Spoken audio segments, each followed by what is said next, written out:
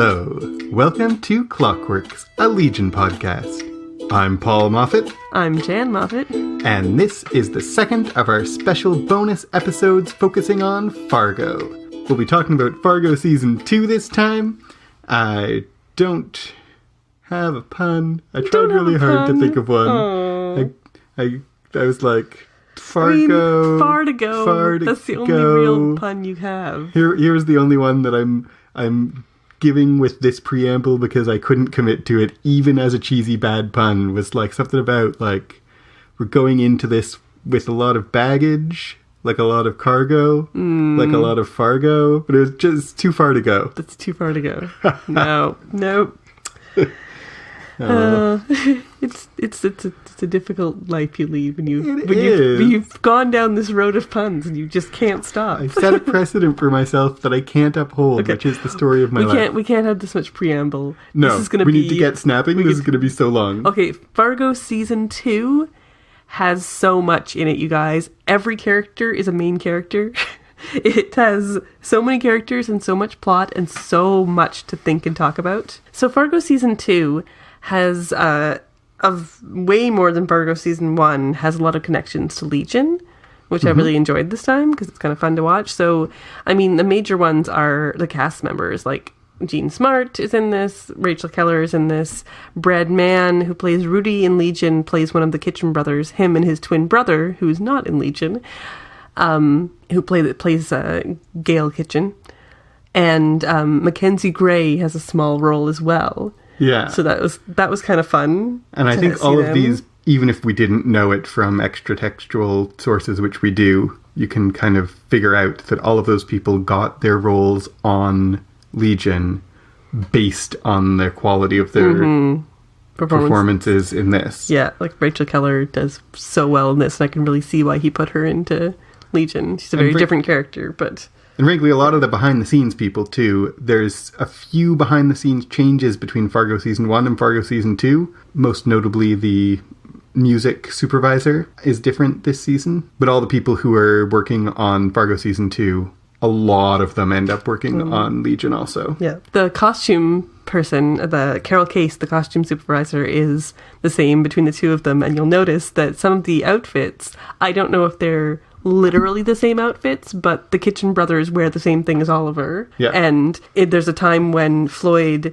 Jean Smart, is wearing this red coat that looks exactly like Sid's red coat throughout Legion. And just a lot of it's very 70s, and so Fargo has that 60s, 70s aesthetic as well. And so, yeah, there's way more connections to Legion this time around. And I think we'll mention a few more kind of as we go. You think? Yeah, I think we will. Okay. So, should we get into the episode summaries? Let's do it. All right. So, Episode 1, Waiting for Dutch. We meet the Gerhardt family who run Fargo organized crime. Dodd and Bear compete for control when Otto, the patriarch, suffers a stroke. Their youngest brother, Rye, shoots a judge at a Waffle House along with the cook and waitress. Rye is immediately hit by a car driven by Peggy Blomquist. She brings him home in shock, I guess, and her husband Ed beats him to death in self-defense. A young state trooper, Lou Salverson, is on the case along with his father-in-law, Sheriff Hank Larson. Meanwhile, the Kansas City Syndicate are heading north to take over the Gerhardt's territory. So I think we can immediately see, I'm not going to keep doing this kind of connection to Season 1, but we can immediately see the complexity of this season compared with Season 1 when you give that summary. Exactly. Like, there are a lot of moving parts in this episode and in this season. A lot of different players, a lot of characters doing a lot of different things. I didn't mention this in the summary, but it starts off with this movie being filmed called The Massacre at Sioux Falls, which we'd already heard about in Season 1. And they're waiting for Dutch, who is Ronald Reagan, who will be a character later on the show. And that's just this weird beginning of... Yeah. So connection... I want to talk with each episode about the meaning of the title, just as we did in Season 1. And the title of this episode is Waiting for Dutch. Dutch, as they mention in that first black and white filming of a movie, Dutch is a nickname for Ronald Reagan. If you didn't know that, now you do. Mm-hmm. Waiting for Dutch is a reference to the Samuel Beckett play Waiting for Godot. And if you're unfamiliar with that, the nutshell version of that is two people are waiting for Godot to show up and he never does. And Godot is a metaphor for God in Waiting for Godot. So in this first black and white movie, in the filming of the massacre at Sioux Falls, the two characters, the actor and the director, are waiting for Reagan to show up and he never does. So that first black and white sequence has a clear, like, it's Waiting for Godot in miniature. They're talking about there's things and waiting around for someone to show up who never does. What is the connection of that to the rest of the episode? Why is that little black and white preface here? I think it connects to the entire season. Yeah. So you have, like, this massacre at Sioux Falls where all of these Native Americans have been killed and all these soldiers have been killed. And there's the one Native American guy who they, of course, are calling Indian all throughout this, standing up there, and he's the last one alive. And in the end of the whole season, the Indian's the last one alive. And so it's kind of showing you the whole story before it even happens. Yeah. What is it? I mean, I'm curious about how this episode... I agree with you. I think throughout all of the episode titles connect to the entire season, I think more strongly than they did in season 1. Mm-hmm. When we talk about what does this episode title mean, we're always going to have to say how it relates to the entire season. Yeah. Waiting for Godot, Waiting for Dutch. I mean, they're also waiting for Dutch in the sense of the towns are waiting for Reagan. Reagan isn't president yet, but will be soon. And the whole season is about waiting for the 80s to start. Yeah. It's 79 and they're waiting for the 80s to start. And the 80s will start with Reagan becoming president and all that comes with that. So all through this season, characters, and we'll talk about this at the end of our episode, characters are talking about how the world isn't right. Mm-hmm. Because they're waiting for someone to come and make it right. And when I was giving a little summary of Waiting for Godot, right? Godot represents God. Does Reagan represent God then in this show? That's and maybe we can... I don't know if he does, but maybe he represents... See, in real life, I don't think Reagan saved America, but there are people who do think that, and there's definitely in this fictional world of this show, it seems like he's there to save them. He's there to help save America and save the world. And Godot is a god who never shows up. Yes. So if Reagan is the savior America's waiting for, and he's Godot, he's never going to show up. That is, he never shows up in the season. Yeah, and he does. I think we should talk more about Reagan. When we get to it. But in terms of Waiting for Godot, right? Reagan, the person, does show up and become president, but Reagan, the savior who makes America great again, never shows up in the Godot-ish sense. Like that savior Reagan is Godot because he never shows up. Absolutely. You know what I mean? Absolutely, yeah. Don't know particularly how that connects to this episode more than to any not other, necessarily. The titles this time around seem like they're always connecting to the next episode, and then they're all kind of in this chain. Yeah. So that might be, not quite as one-to-one as you want it to be, which Noah Hawley never is one-to-one. No. He never wants to match things perfectly, and this is part of that, is the episode titles don't match necessarily. What I wanted to mention throughout every episode is there's this connection with aliens this season, and most notably, when we get to the episode, this UFO shows up. And I've heard that some people who didn't watch the show super carefully were like, this spaceship comes out of nowhere and it's this weird Deus Ex Machina. But if you're paying attention, there are aliens throughout this entire season. And so in this first episode, it starts with there's lights in the sky when Rye steps after committing his crime. Rye steps out into the road, and he's distracted by these like floating lights in the sky, and that's when he's hit by the car. And so there's these aliens right away that is like these stereotypical, you see some flying lights. Yeah, a flying saucer. And later on, his shoe is in the tree. And so it makes it seem like he's been, like, taken up.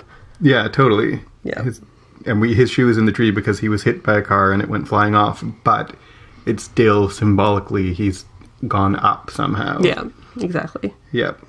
And I mean, in the whole season as a whole, but even, like, starting in this episode, the cuts this is the most interesting show I've seen for this, is it has all these, like, split screen cuts that make it visually so intriguing and so, like, it's so 70s and yet it's so, like nothing I've ever seen before.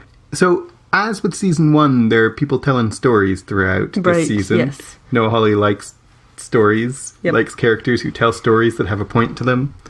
And in this episode, Judge Munt, when Rye and the judge are sitting in the diner, Rye says, "I'm going to change your mind." And Judge Munt says, "One day, Satan came to God and said that he was going to change Job's mind. And he took away Job's land and he took away Job's money, but Job didn't change his mind." Mm-hmm. If the devil couldn't change Job's mind, how are you going to change my mind? This is, I think, a quintessential Noah Hawley story. Yeah. Someone asks the question and then the other person just responds with, "Hey, here's a story to answer your question." And she does give the interpretation of the story. Mm-hmm. But I love Rye's reaction to that interpretation of the story is, "What?" Yeah, exactly. He is so single-minded and not on her level at all. I don't know that there's a lot more to interpret because she interprets that story for us. Absolutely. And it's connected to, I mean, it casts Rye and by extension the Gerhardts as the devil. Yeah. And the other story told in this is that Lou is reading a bedtime story to his daughter. He reads a chapter from Five Little Peppers and How They Grew. Right. Do you know Five Little Peppers and How They Grew? I have not read it, but I know of it. So, yeah, I don't really know. I want to draw attention to the stories told, but I don't really know why or how that's particularly significant. Mm-hmm. Other than, it's adorable, baby Molly. Yeah, so I didn't say, Lou's, that's connections to season 1. Lou's reading it to his daughter whose name is Molly. His name is Molly, baby Molly from season 1. It's Molly when she's a baby. She's so cute, and it's Lou. And she's not a baby. She's 6. She's 6, but like, it's Molly, and she's the best, and Lou's the best, and it's their family, and I'm so happy to see them. It's so great. It's so great. Your voice just got higher and higher there. Yeah. 2 things I want to draw attention to. One more connection to season 1, which is Peggy claims that she hit a deer. She didn't hit a deer, she hit Rye, but she says she hit a deer. That's how season 1 starts, with Malvo hitting a deer. Yeah.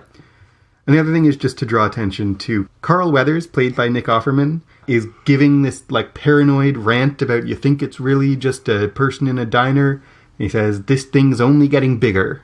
And I want to draw attention to that because although it's a paranoid rant, he is completely right. He's 100% right. This thing is only getting bigger. So I just wanted to draw our attention to that here in in episode 1. Okay, episode 2. Episode 2 is called Before the Law.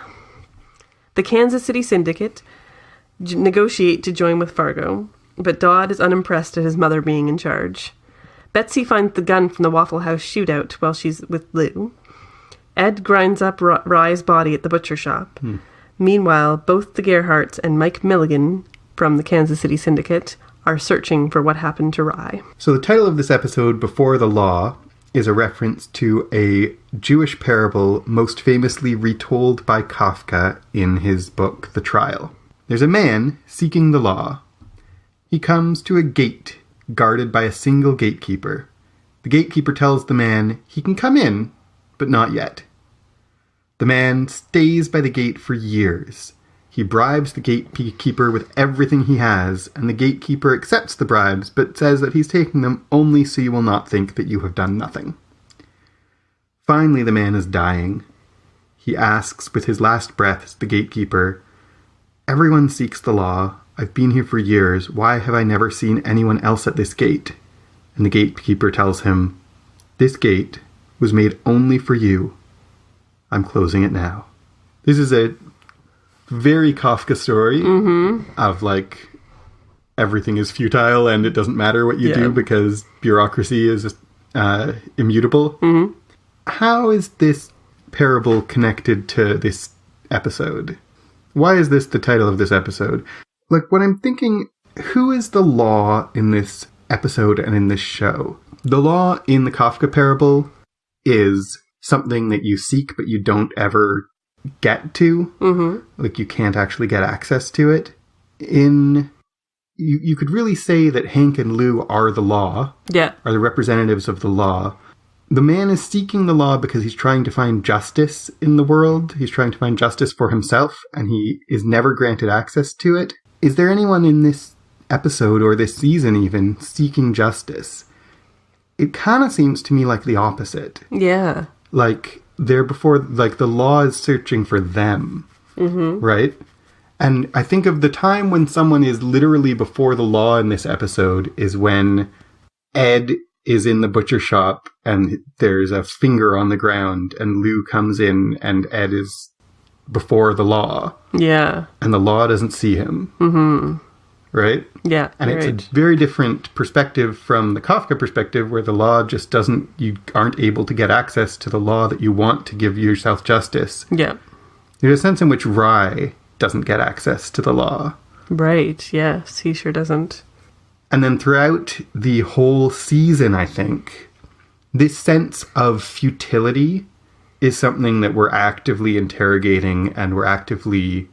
Some characters are giving into it and some characters are resisting it. And, like, what is the point even of bringing things before the law? Is a question, I think, that we ask not most strongly in this episode. I think, in fact, we ask it most strongly in the episode where Ben and Lou show up at the Gerhard house and Lou's like, am I the only one here who understands what law enforcement means? Yeah.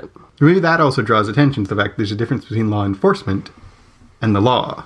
That Lou is the law enforcement, but the actual law that he's trying to enforce seems to be slipping away even from him throughout the season. Right? He's trying to hold people, including like murderers, but also fellow police officers, to a standard that he can't grasp, that's slipping away from him, that he can't get access to, that maybe doesn't even exist. Again, I don't think that's most strongly felt in this episode, but I think it's something that's going on through the whole season. Yeah, absolutely. Absolutely. Definitely the law as a concept is very present in this season and in all of Fargo. In terms of the alien connection in this episode, the War of the Worlds clip plays, read by Richard Burton, and there's lights flashing outside at the very, very end of the episode outside of Bud's Meats. As Lou walks away and as Ed has kind of gotten away with this grinding up of Rye's body. Right. These aliens are present when these things are going down. They're like this ever watchful eye. The lines that they say from War of the Worlds, I didn't write them down, but they're like, they were watching over us like zookeepers, or no, they were watching over us like you would look at ants. I can't remember the exact line. Yeah, basically that kind of idea. In the book and radio drama War of the Worlds, the aliens are definitely malevolent, but in the clip that's read, it's not clear that they're malevolent. Yeah, they're true. Like watchful and powerful. It's not totally clear in that clip that they're bad. Yeah, I think I would argue as this episode, as this show goes on, as the season goes on, that if these aliens are real, which reality, what is that? Then they are benevolent because in the end they're responsible for Lou's life. And Lou is a good man. And I think that, so watching throughout this, they're seeing Lou. They're seeing they're seeing the goodness and the badness, and they're contributing in the end to the goodness. And the first thing they did was watch Rye. Yeah. And then now they're watching Lou. Yeah, or they're watching Ed. Yeah. And seeing what's going on. So stories told in this episode, there are a lot of stories told in this episode, often short ones. So when Mike Milligan is in the car talking to Joe, his boss, about the Gerhards. He talks about the two sons, and he says, yeah, the two Gerhard sons, well, a lobster's got a crushing claw and a pinching claw. Which one is which? What? Yeah, exactly. Which? But never mind. I don't even want to know. And that's maybe not a story, it's a metaphor, but I think it comes up in this, it's valuable for us talking about stories and metaphorical stories and in this whole season and this whole show, because it's exactly the fact that it's an incomprehensible metaphor that's fitting for the whole show and for this season specifically. Well, Dodd's the crushing one, though. Well, is he? No, they're both crushing. They're both crushing. Like, both crushing. Which one would be... Like, Dodd wants the war and Bear doesn't. Yeah. Which one's the crushing claw? Incomprehensible metaphors are appropriate in this season especially because this season is a lot about meaning and how do you find and create meaning. And so when people speak in incomprehensible metaphors, there isn't a meaning that you can point to behind what they're saying. Absolutely. Hank tells Molly a story. Do you want to hear a story? Yeah. Once upon a time, there was an oyster. And a man was fishing, and he pulled the oyster out of the sea. But his daughter was with him in the boat, and she said, how would you feel if someone scooped your house up and tore the roof off your house? And the man fishing was Hank, and the girl was his daughter Betsy, Molly's mother. Why is this story there? What's this story showing us? Like, I think it tells us something about Betsy's generally compassionate worldview. And Hank's inability to defend his worldview. That, like, Betsy says this, and so they ate hot dogs. Right. You know? Yeah. That he doesn't try to convince her that eating an oyster is a good idea because they're delicious and meant for us to eat or something along those lines. He just goes, oh, so we ate hot dogs. He didn't want to. He has such a soft heart for his daughter. And I think in general, Hank's soft heart towards Betsy, but also Hank's soft heart towards the oyster. Yes, exactly. Right? Yeah, that even when he catches something, he wants to have compassion on it. And I think he shows that shows something about Hank that we see this entire season, is both Hank and Lou are compassionate towards the people that they are trying to catch, sometimes to their detriment. Yeah. Yeah, totally. They're good cops. They're good people. They're good people. Yeah. Yeah. And I think it also is, I mean, the one more thing I would add to it is it's about perspective. It's about seeing things from other people's perspective. Yeah. Oh, I forgot to mention about the aliens. Shoot. To go back to the alien part. In this episode? In this episode.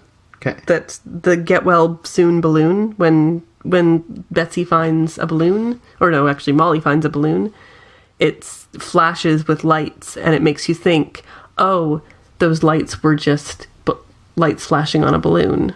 Right. But they weren't. It was really aliens. It's there to maybe present doubt into whether what you saw was really true. Yeah.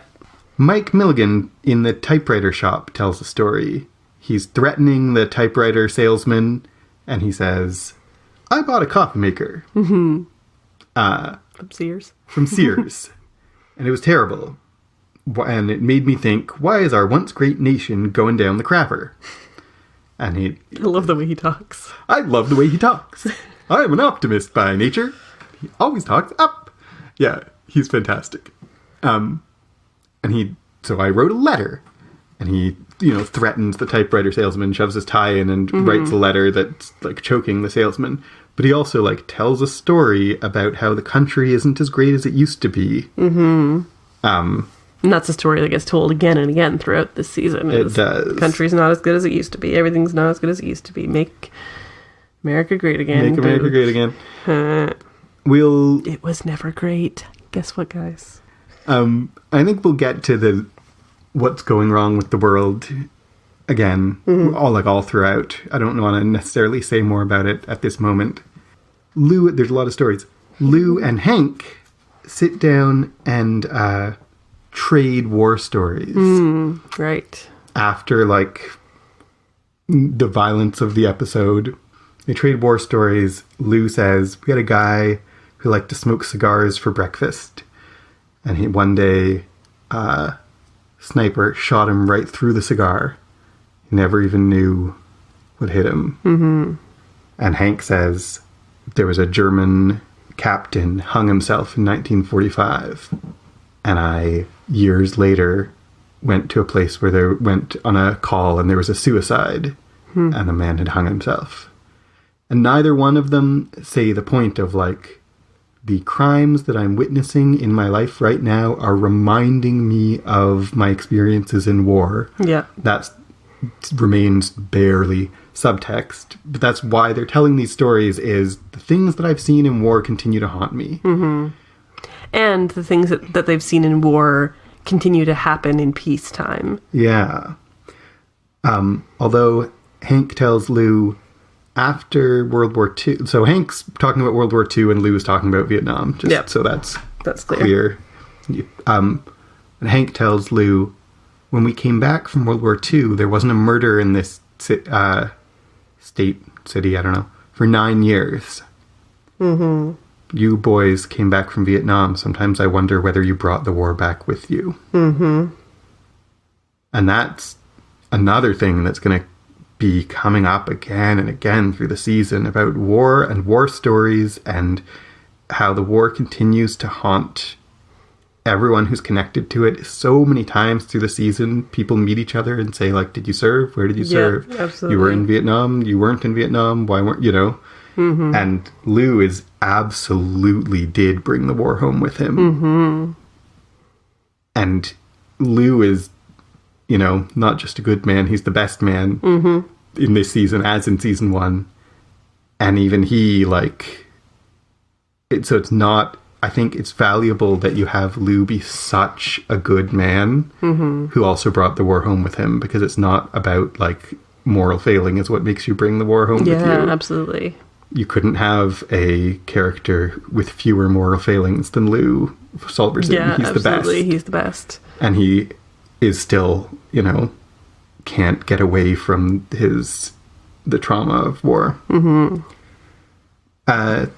There's a connection to Legion, just in that Hank talks about coming across a guy who hung himself with an electrical cord. Oh, interesting. Which is how David hung himself. All right. Anything else to say about this episode? Only that when Dodd says, is he listening to me? And you cut off his ears. Yeah, that's pretty funny. Pretty hilarious, but really terrible. Bear drinks half and half right from the carton, and I wanted to throw up. That, like, is so gross. There's a lot of eating in this, which I think is really interesting. There's a lot of, like, the Gerhardt family sees eating as very significant. Well, and when Floyd makes Bear eat, it makes Dodd eat to show that he's on her side. Yeah, exactly. Yeah. Yeah. So episode 3 is called The Myth of Sisyphus. Rye is the lead suspect in the Waffle House murders, but no one can find him. Lou and Detective Ben Schmidt show up at the Gerhardt estate, but Ben is in their pocket. Simone, Dodd's daughter, helps Hansi find Skip, the typewriter salesman, thinking he has something to do with Rye's disappearance. Dodd buries him in asphalt when he doesn't know anything. Ed and Peggy fake an accident to cover the hit and run. You said just there that Ben is in their pocket. Only because they say that they have judges in their pocket, and it feels like Ben is... I guess he's not quite in their pocket, like he's not being paid by them necessarily, but it's a surprising moment when they show up at the Gerhardt estate and he's like friendly with them and they know him and he knows them, and Lou is like, we're officers of the law and we're talking about a crime here, and Ben is just like, oh, how's your mom? Kissing their boots and giving up his gun. Yeah. I just wanted to make to nitpick on their pocket, because I think it's more complex than that. Yes. That Ben is compromised, certainly, and weak, certainly, and a bad cop, certainly, and Lou finds himself based without an ally in that scene. Yes, exactly. But I think it's actually... It's more complicated. It's more complicated than in their pocket because Ben isn't strong enough even to be bribed. Like, they don't need to pay him off. You're right. Yes. Right? Yeah, you're totally right. Yeah. So the myth of Sisyphus? So the myth of Sisyphus, the myth itself is about Sisyphus is punished by the gods to have to push a rock up a hill every day, and then it rolls back down, and he has to push it back up again. Once again, futility. It's about futility. It's about, the worst punishment that the gods imagine for an intelligent creature is to have to do a futile job forever. It's also a work by Camus in which he analyzes, by the way, Kafka in The Myth of Sisyphus, as well as analyzing Sisyphus. And what Camus says in The Myth of Sisyphus, in his work, is that we must imagine Sisyphus happy.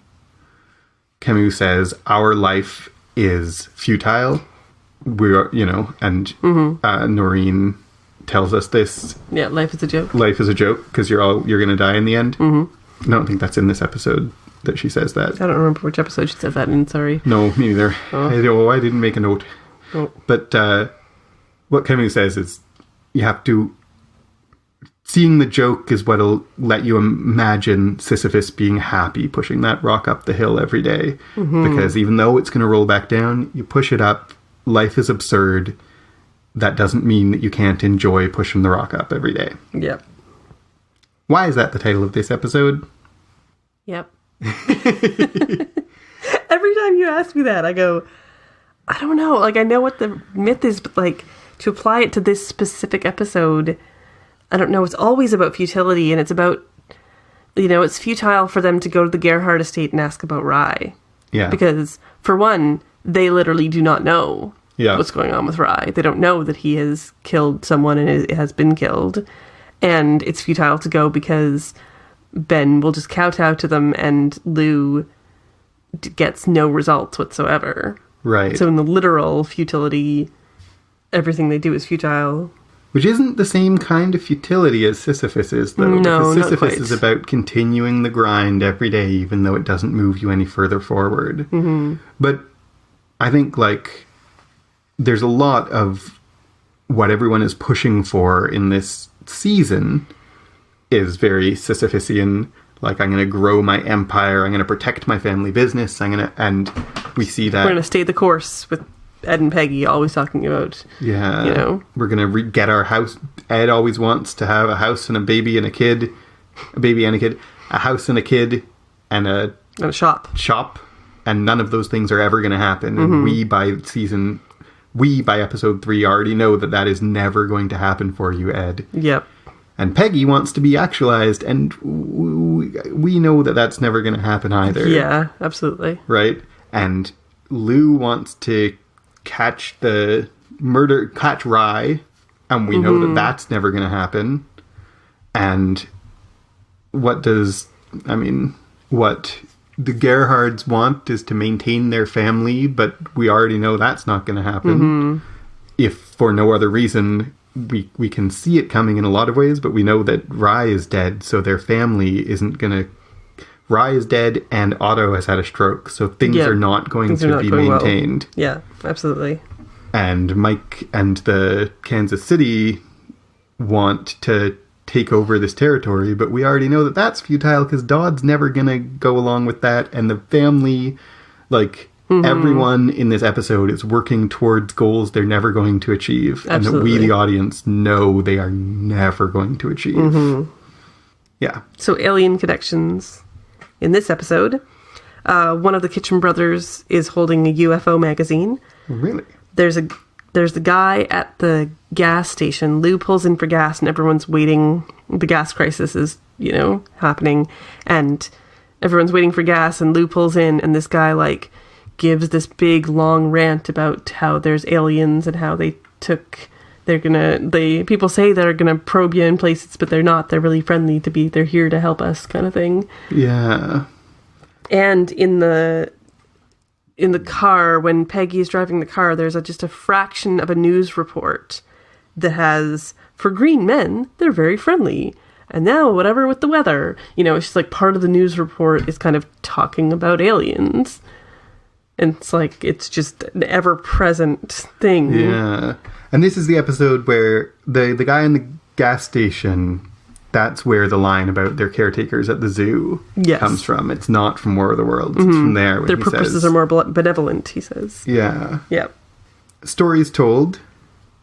Ben Schmidt, the Fargo cop, tells... Who is in season 1, by the way. Who is... He's the bit of a prick from season 1. He's Gus's boss. Yeah. He tells Lou the story of Dieter Gerhardt and his son Otto, and how the Gerhardt family syndicate happened, or how the Gerhardt family, organized crime family, grew and happened. And he makes war references. I mean, the two of them tell slight war stories, but also when Ben is talking about Dieter and Otto, talks about Dieter died and Otto took over, and the good news is World War I's over, but the bad news is here's Adolf Hitler. Yeah. Right? So he's, casts the Gerhardts as extremely threatening and perilous. Yeah, absolutely. Peggy tells Ed the story of her uncle who committed fraud to cover up his drunk driving. Yeah. I don't know either one of those. I mean, It says to me something about Peggy's childhood. Yeah. That she would know this story and be okay with it. And that shows a certain moral ambiguity that she already had before hitting Rye and covering it all up. Right. That she thinks of the rest of the world as things she can manipulate for her immediate advantage. Because that's what she's been taught to do. Yeah. There's also, I mean, it's almost a story that is told by Betsy in the beauty shop. Were you going to mention that? No? No. Okay. Go. In the beauty well, Betsy starts talking about the crime that was committed, and she just says exactly what happened. She says, I don't think the person who hit Rye had anything to do with it. They must have done a hit and run and took him off. And she's exactly like Molly. Yeah. In that, is that like this curse of Cassandra? Like, she tells the exact story about like, this is literally exactly what happened, and then people are like, no, that can't be what happened, because why would they drive away? Yeah. And Peggy is there knowing that she literally just said what happened, and she jumps in with, why wouldn't they go to the cops right away or whatever? Yeah. Yeah, I was going to draw attention to, I wasn't thinking of it as a story told, although you're right, it kind of is, but I didn't want to move past this episode without talking about Betsy and how smart she is. She's been, before this episode, we already know that she's very smart. She talks over the cases with Lou and like helps him solve them. Yeah. In the last episode, in episode 2, she says like, oh, mommy's doing daddy's job again. But here we see it even more clearly, and you're totally right. That, like, where Molly gets her detective skills is both parents. Both parents. Yep. And Betsy's the one who sees the whole story right away. Molly is watching, in this episode, TV. And what she's watching is a Reagan movie. And the Reagan movie she's watching is The Eagle's Nest, which is the same movie that later on Peggy's gonna watch. Oh, I didn't know that. So already in this episode, Reagan's coming up again. That specific movie's coming up again.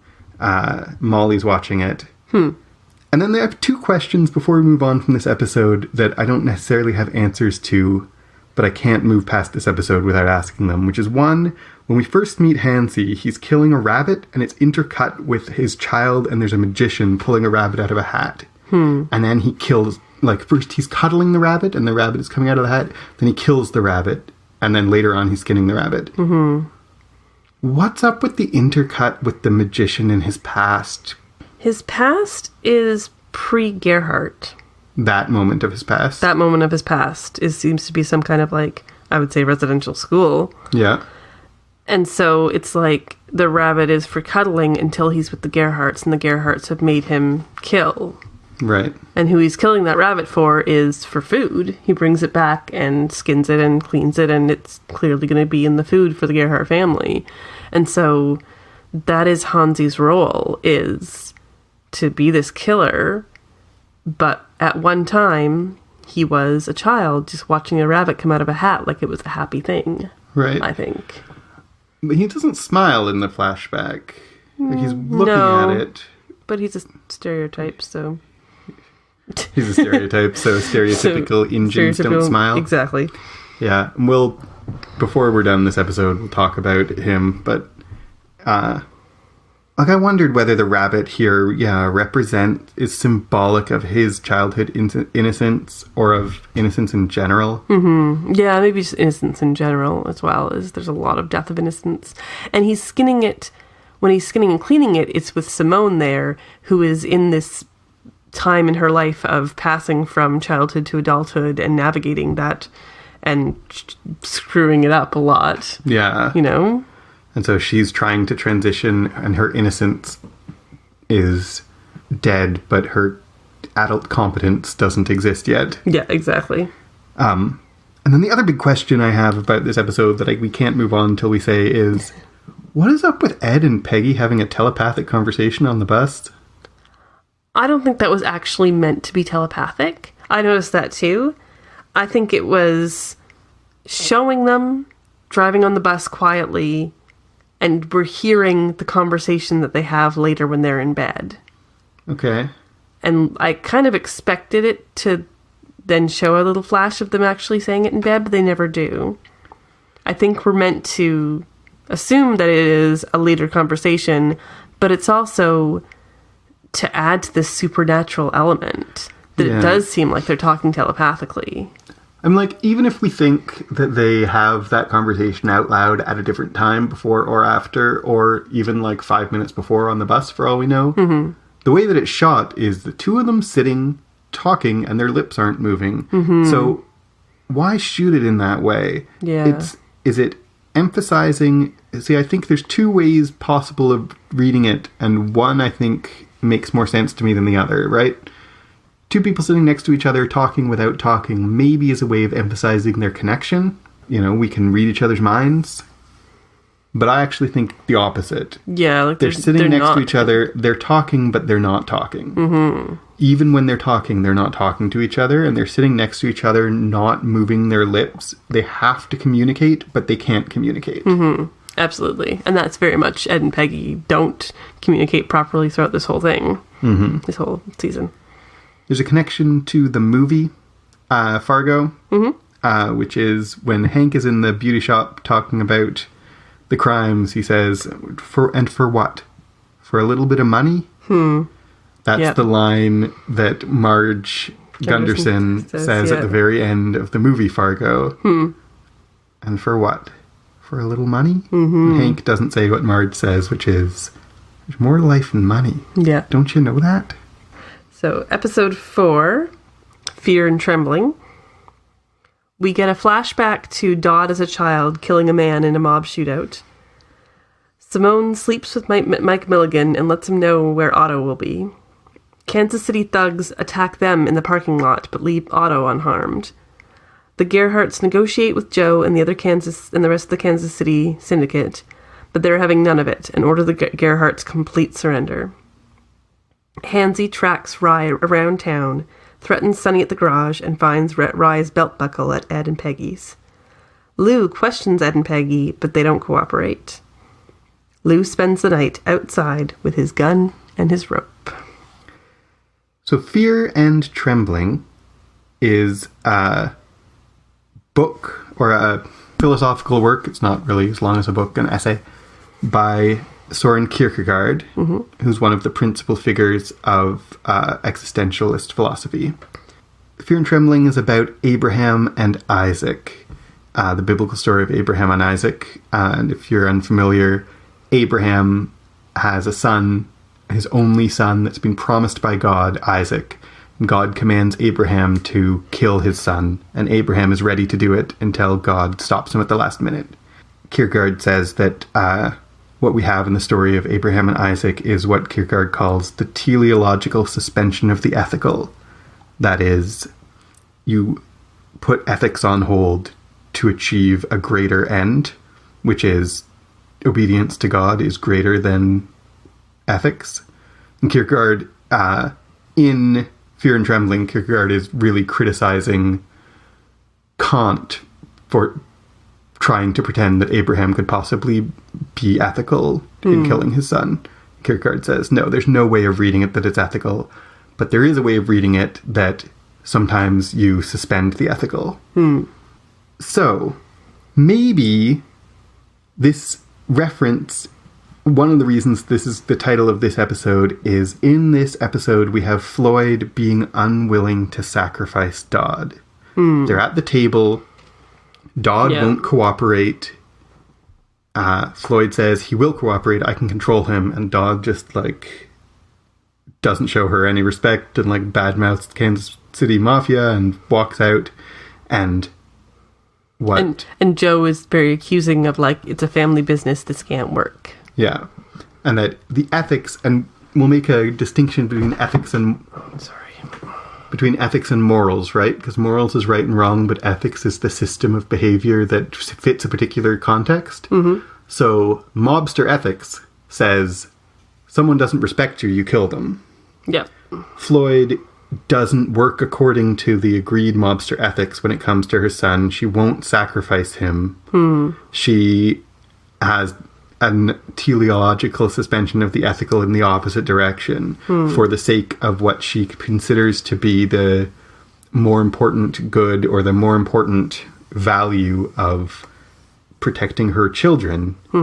She doesn't follow the rules, the ethical rules of how you run an organized crime family, which would require her to discipline Dodd, like, seriously for sabotaging the peace talks.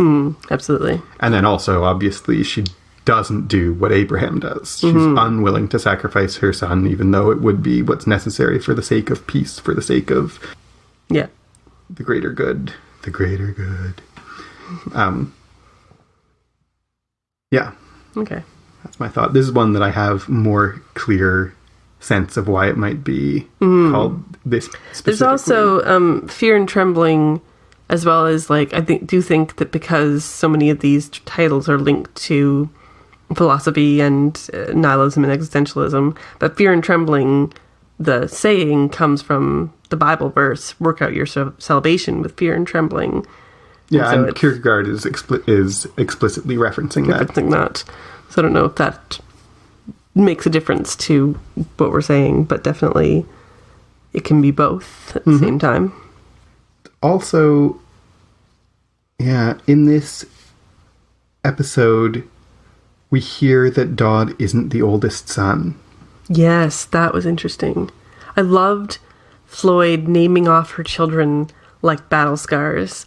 They all talk about war and their war stories, and Floyd's war stories are, I've had this many children, 3 have been miscarriages, like some died as babies, one, the oldest, went off to Vietnam and died, and these 3 are what's left, kind of thing. Right. And so, like, she just keeps naming off, like, this is to a mother and to a woman, her battle scars are her children. And that she names them, I love the way that it works, too, because she's naming them not... she's naming them as proof of her strength. Yes, exactly. Right? That if she could live through all of these children, she could live through anything. Yeah. So that was number 1 story told. You already addressed. Oh, there you go. No, that's as much as we need to, I think. Second one is Lou talking to Ed. He says, when I'm in another war story, a boy steps on a landmine.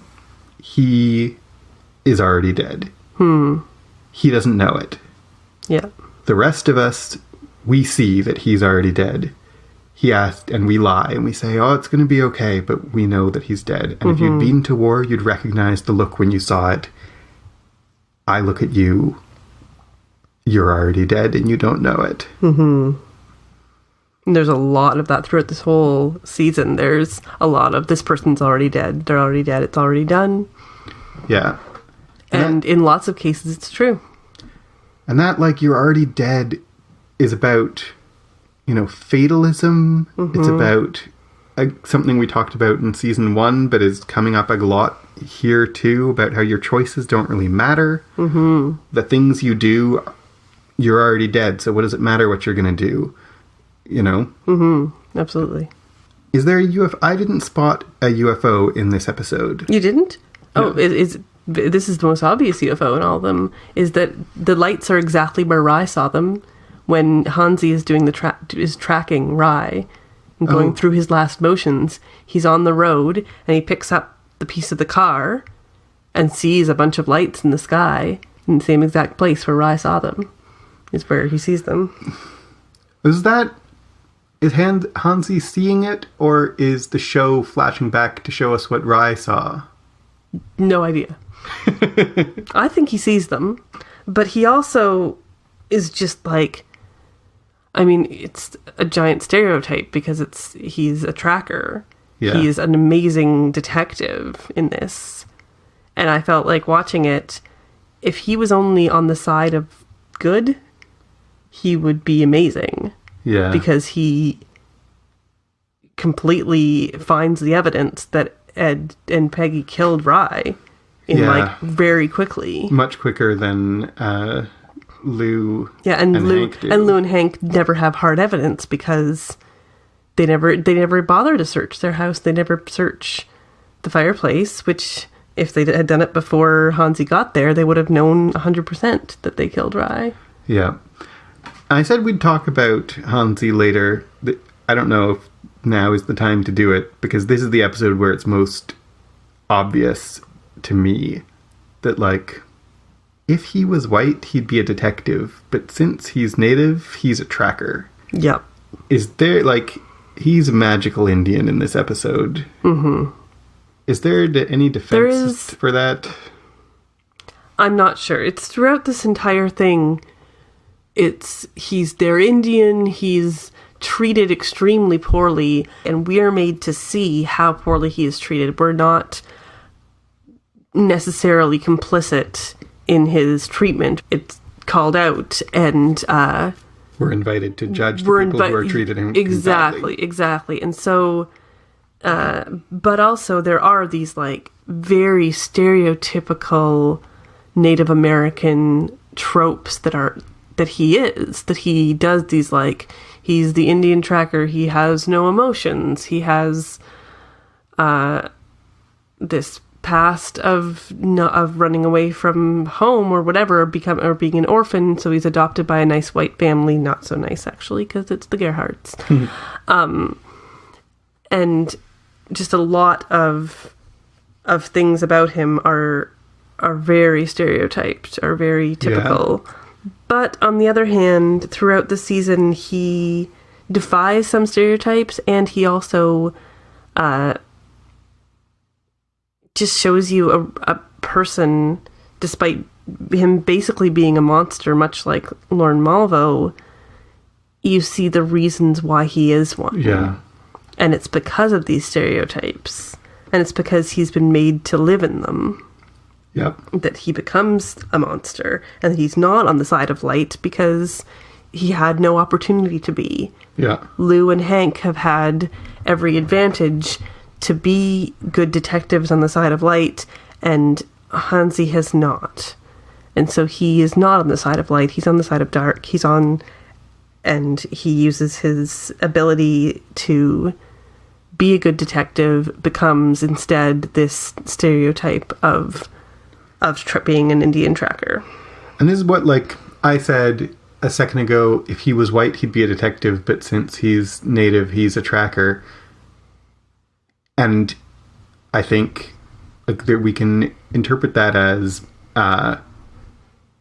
if you were writing the character white, you would make him a detective. But there's also another way of reading it, which is if this person with these abilities was white, he would be given the opportunity to be a detective of some kind. Mm-hmm. But without it, he becomes what is possible for, in this society, the path that's open to him, which is to be an Indian tracker, because that's what the Gerhards are going to let him be. absolutely. There's a connection to Legion again, just that Simone talks about being sad that she missed the 60s. Free love. And that's a lot like Oliver's speech in Legion about, is free love still a thing? Mm-hmm. Just girls in summer dresses with no bras, and that's who Simone now who Simone is. Yeah. Yeah. Even though it's not the 60s, she wants to be that. Yeah. She's not wearing a summer dress, but yeah. Eventually she is. She wears big coats over summer dresses. Yeah. There's also this interesting juxtaposition where in this episode, Betsy gets this experimental drug. Yes. And that may or may not be a placebo. And there's discussion the entire season about whether she has Xanadu, the drug, or the sugar pills. And goes back and forth. And it cuts between her getting these pills and Peggy secretly taking birth control pills. Mm-hmm. And it's these two women who are getting these pills to run their lives, and Betsy doesn't even know what hers does. And Peggy is using hers in secret. Yeah. I just found that a really interesting connection to how these two women are using medicine. And I don't know exactly what it says, but it says something. It definitely says something, right? Mm-hmm. Betsy's whole family are hoping that her pills are real, and Peggy's whole family, which is just Ed, doesn't even know the pills exist, and is hoping that, like, he doesn't know the pill exists, but he's hoping that the thing will happen, that the pills are going to stop from happening. Yeah, exactly. Whereas Lou and Hank and Molly are hoping that the pills will do what they're supposed to do, and they might not be. Yeah, exactly. Yeah, it is definitely an interesting juxtaposition. Mm-hmm. I'll just point out one more thing in this episode, that in the flashback to the 50s, when in Dodd's childhood, the movie that they're seeing is another Reagan movie. And by the way, all the Reagan movies in this show are fictional. None of them are actual movies that Reagan actually made. I thought maybe Eagle's Nest would be based on a real one. No? Huh. It might be based on one, but Reagan never made a movie called Eagle's Nest. Reagan never made That's interesting. Massacre at Sioux Falls, and I didn't write down the name of the one that they're watching when Dodd is a child in the flashback, but I did look it up, and it's not a real Reagan movie. It's not a real Reagan movie. And the movie that they're watching is an alien movie. Yeah. And so that's another connection with aliens, that they're watching that. You're right. I felt like this episode kind of ended on its war, on the, between the mob war, the whole, this organized crime war that's happening, that's the kind of the crux of the whole season. It's war, and then, but it's also war on cancer. Yeah. That, like, Lou and Hank and Betsy are kind of suiting up to get ready to fight this cancer. And the doctor even said, like, it's war. Nixon declared war on cancer. Yeah, exactly. Yeah. So episode 5 is called The Gift of the Magi. And hey, it's Ronald Reagan. In the flesh. Lou is on protection detail for him. Well, Dodd and Hansy tell Floyd that Rye was killed by a hitman hired by Kansas City called the Butcher. There's a shootout in the woods that ends with Joe and one of the Kitchen brothers dead, as well as many others. Charlie, Bear's son, fails to kill Ed. Ed and Peggy each make decisions that end up countering each other. Ed burns down the shop, while Peggy sells the car to buy it. So the title of this is a reference to an O. Henry story. The Gift of the Magi is a story about a married couple and trying to buy each other Christmas presents, a poor married couple buying each other Christmas presents, and he sells his watch to buy a comb for her hair, and she cuts off her hair to buy a case for his watch. Mm-hmm. And, it's also kind of about futility. Mm-hmm. Absolutely. And the most obvious connection in this episode is Ed and Peggy. Mm-hmm. Peggy sells the car to get the shop, but the shop burned down. Ed doesn't exactly burn down the shop.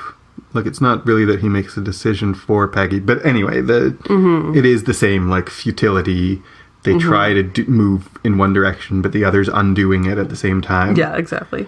But I also wonder whether there is a connection with Dodd starting the war for the sake of the family, which starting the war destroys the family. Yeah, absolutely. So the family business that he's starting the war to protect doesn't exist because of the war that he's starting to protect it. Yeah, absolutely. Right. Stories told. Reagan meets Lou in the bathroom. Yeah. And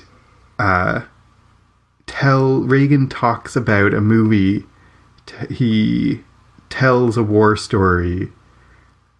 And the war story turns out to be a story of the filming of a movie that he can't even remember the end of. So he says, we were pinned down and we Nazi bastard trying to get us, but we made it out. Or maybe we got killed in that one. I don't know. It was a good movie. See you later. Yeah. Bruce Campbell doing an amazing job as Reagan. Bruce Campbell, man. So incredibly good as Reagan in this. And there's a few things to say about that story. One just is that the movie that he's describing is Operation Eagle's Nest. Yeah. So it's the same movie that Molly was watching previously and that later we're going to see. But also, the surface reading there is Lou is talking about his real experience in a real war, and Reagan, because he's an actor and an idiot, this fictional character, Reagan, the real Reagan was also an actor and an idiot, but shh, don't tell. Okay, Reagan, because he's an actor and an idiot, he thinks of his fictional experience as equally significant as Lou's real experience. Then there's another layer, right? Which is that Lou has never been to war. Lou is a fictional character. Yes. Lou's experience with war is actually exactly as real as Reagan's experience with war. Or Bruce Campbell's experience with war. Bruce Campbell's experience with war, right? Mm-hmm. That these murders that we're watching aren't real. They're real in the same way that Reagan's war experience was real. Yep. And it just is really drawing attention in one of the strongest ways so far in this season to the conceit that this is a true story.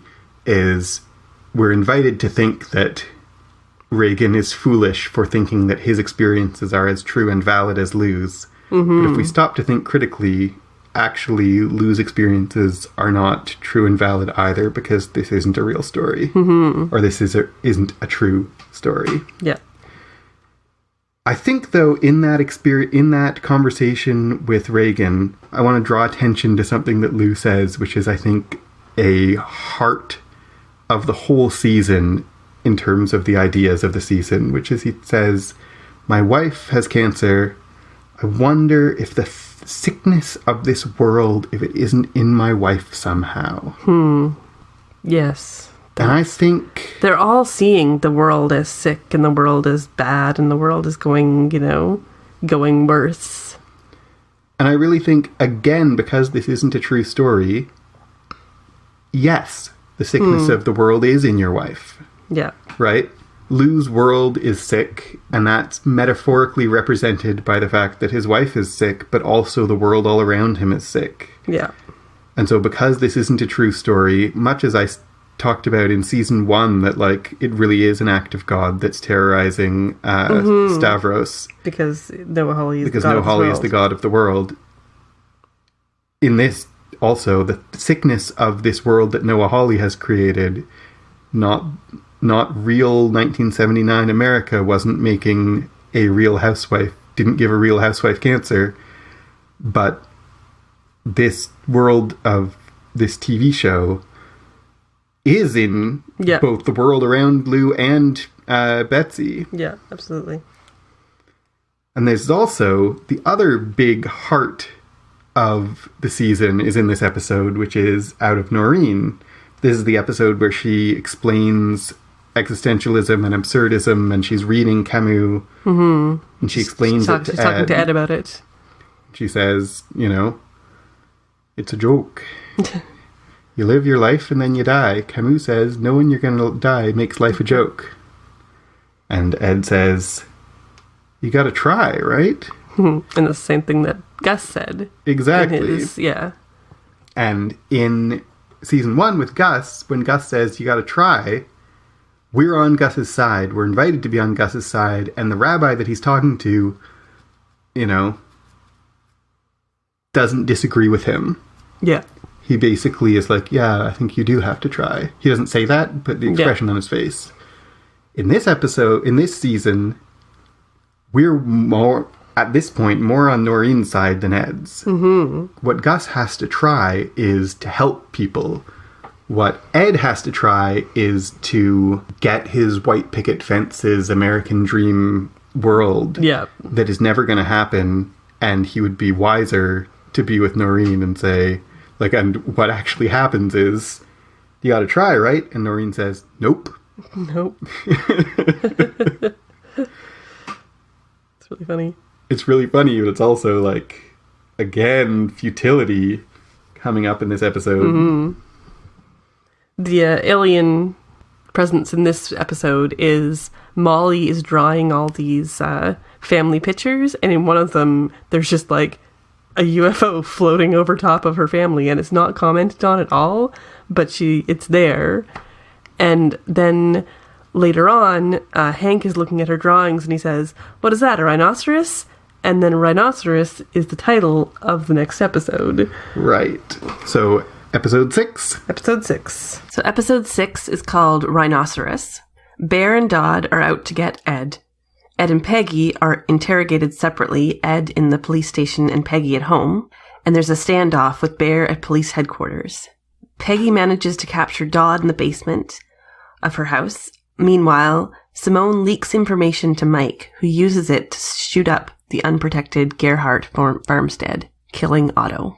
So the title of the episode, Rhinoceros, is a reference to a play by the French playwright Ionesco. He is a playwright I was not familiar with, but when I checked with people who would know, if you're familiar with modern drama, you would know him. He's considered by modern drama people right up there with Samuel Beckett.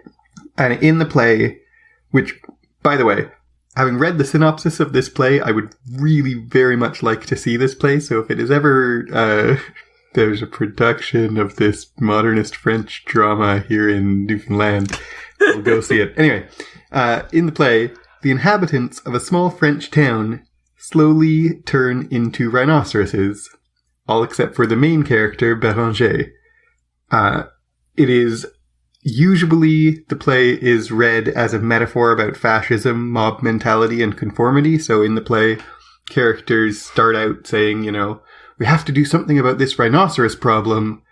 And then, well, actually, we have to see things from the rhinoceros's point of view. And then they turn into rhinoceroses and destroy the town.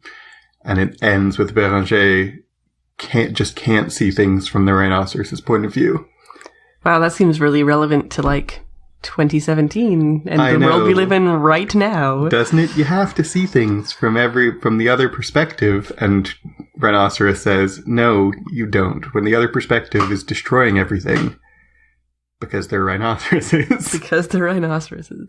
I also It's very absurd, but I would really love to see how this is staged, because the stage directions are they have a conversation, and his friend transforms into a rhinoceros and destroys the set. And you're like, wait, how do you do that? It'd be a complicated thing to stage. So how does this title connect to this episode? In what way is this episode appropriate for this idea of... Well, if Rhinoceros, the play, is about kind of mob mentality, we do have a mob in this episode with Bear and his cronies come in to be, they get called a lynch mob. Yeah. But, or a posse. Or a posse, yeah. You're right. It's very, wow, I just noticed how very Cowboys and Indians this whole season is when you say that. Yeah, I have that in my notes. Yeah. But they're not as it usually is, it's not a one-to-one comparison. They're not a mob that's minds have been changed by something. They do eventually have their minds changed. I mean, there's people in this episode, it seems like there's quite a few examples of people changing their mind in this episode. Bear changes his mind twice. First, he comes out trying to beat up Dodd, and then changes his mind, is persuaded, to like bend down for the strap, buckle or strap. Strap or buckle. It's a pretty awful scene. But he, changes his mind. And then later in the episode, he changes his mind again when he's at the jailhouse to break Charlie out, and Carl persuades him not to. Mm-hmm. So this idea of being persuadable, of changing your mind. In Rhinoceros, changing your mind is a bad thing. It seems Bear changing his mind, especially in the end, deciding not to storm the sheriff's police department and kill all the cops, that is a good thing. Well, it's a good thing from our perspective. Possibly from his, it's not. Because if you, continue this to the end of Bear's life, this, if he had stormed the jail in this situation, maybe he wouldn't have died. Yeah. Because he would have killed the people who ended up killing him. That's true. So from our perspective, we want Lou and Tank to win, and we want the good guys to win, but from Bear's perspective, he changes his mind, and that leads to his eventual death. We also kind of see in this episode Simone in this kind of changing your mind way, unsure which side she's on. Mm-hmm. So she's giving secrets to Mike Milligan, but it's not because she's wholeheartedly on his side, though. No. And she is split between sides because she wants her father to be killed, but she doesn't want him to attack. What happens is he comes and attacks the Gerhardt farmstead because it's unprotected, and that's not what Simone wanted at all when she gave him the information. She wants, him to go and kill her dad so she can be free of him. But she doesn't want to entirely change sides because she doesn't want her grandmother to be killed. It might be connected to the idea of Rhinoceros that Simone would have been better off sticking with her perspective than waffling about what she believes. Yeah, absolutely. Not that the Gerhardt clan are particularly good to her, so... No. Stories told in this episode. Mike Milligan, on his way to the Gerhardt farmstead, quotes Jabberwocky by Lewis Carroll. Right. And I think, that's the one, 'twas Burlick and the slithy toves did gyre and gimble in the wabe. It is a poem about a monster hunt. And so he's going to the Gerhardt compound to kill the monsters there, or possibly he's the monster going to prey on the, beware the Jabberwock, the jaws that bite, the claws that catch. He's maybe the jaws that bite and the claws that catch. It's also, I think, if you're going to have any poem about monsters, about hunting, Jabberwocky is a nonsense poem. You can figure out what's going on because some of it isn't nonsense, but the beginning of the poem famously is full of portmanteaus and made-up words and words that don't have any meaning, and it connects to the theme throughout this season of meaning being manufactured, meaning not existing, searching for meaning and not finding it. Life being absurd in that way, too. And Jabberwocky is absurd. Very absurd. It's also, Mike Milligan is off to shoot up the Gerhardt estate to get congratulations. And I think in the Jabberwocky, the part that he doesn't quote is, "Oh, fabulous day, my son, you have killed the Jabberwock." And so... And hast thou slain the Jabberwock? Yes. Come to my arms, my beamish boy. Well, this is exactly it, is that what Mike Milligan's end game is that he wants this praise and to be given things because he did the good deed in terms of in mafia world. And that's the part that doesn't get quoted. That's the part that doesn't get quoted. Yeah, and it doesn't happen, but he's looking for that. He's wanting to be the good son, but he's not a son. That's interesting. Peggy tells a story to Hank about the house. About, I could leave this house. Why would I stay just for this house? This is Ed's house. He grew up here. His mom washing his undies. His dad, on the toilet. Yeah. And she connects, for her telling that story, the moral of the story for her is... You know why I collect these magazines? I'm living in a museum of the past. I think that's interesting because on one level, the logical steps there don't connect. The fact that she's living in her husband's childhood home doesn't logically connect to collecting magazines. And even I'm living in a museum of the past, so I collect beauty magazines. That doesn't make logical sense. No. But emotionally... She collects travel magazines, too, and she says, like, there's more life to Minnesota, but she also, like, how does that have to do with the museum to the past? But I think emotionally it does make a lot of sense that she's in this context that she can't control, that she's been grafted into her husband's life and doesn't have a place for herself. She feels like she's... another exhibit in this museum, and so she's trying to have some kind of control, and she doesn't know how to exert control, so she's doing it in an illogical way, but she's doing it in any way that she can. Carl, of course, tells Bear a story when he comes out to try and talk them out of storming the sheriff's department. He tells him the story of what's going to happen to Charlie. He tells him 2 versions. Yes. If you take him out of here, he's going to be a hunted man. If you leave him here, he'll be out in 5 years. He's a minor. He'll be out in 5 years on good behavior. And that's what it's, I think, significant that Carl manages to use a story to make the posse back down when threats of violence couldn't do it. So it's and that's the whole show, is using stories. Definitely. It's about the power of stories in that moment and in the show. And then this maybe is a little of a stretch to call it a story, but Carl, in the end credits of this episode, are intercut with Carl talking, and he's telling Sonny about the camaraderie of brothers during war.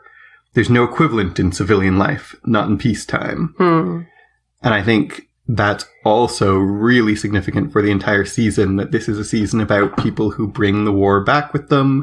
This is a season about, even though the Vietnam War, for most of the characters, but not only, even though the war is bad and it has damaged them, it's also one of the reasons they want to bring it back is that they had some kind of unity in war that they can't recreate in civilian life. And they're trying and they can't make sense of the world without that camaraderie, without that connection between each other.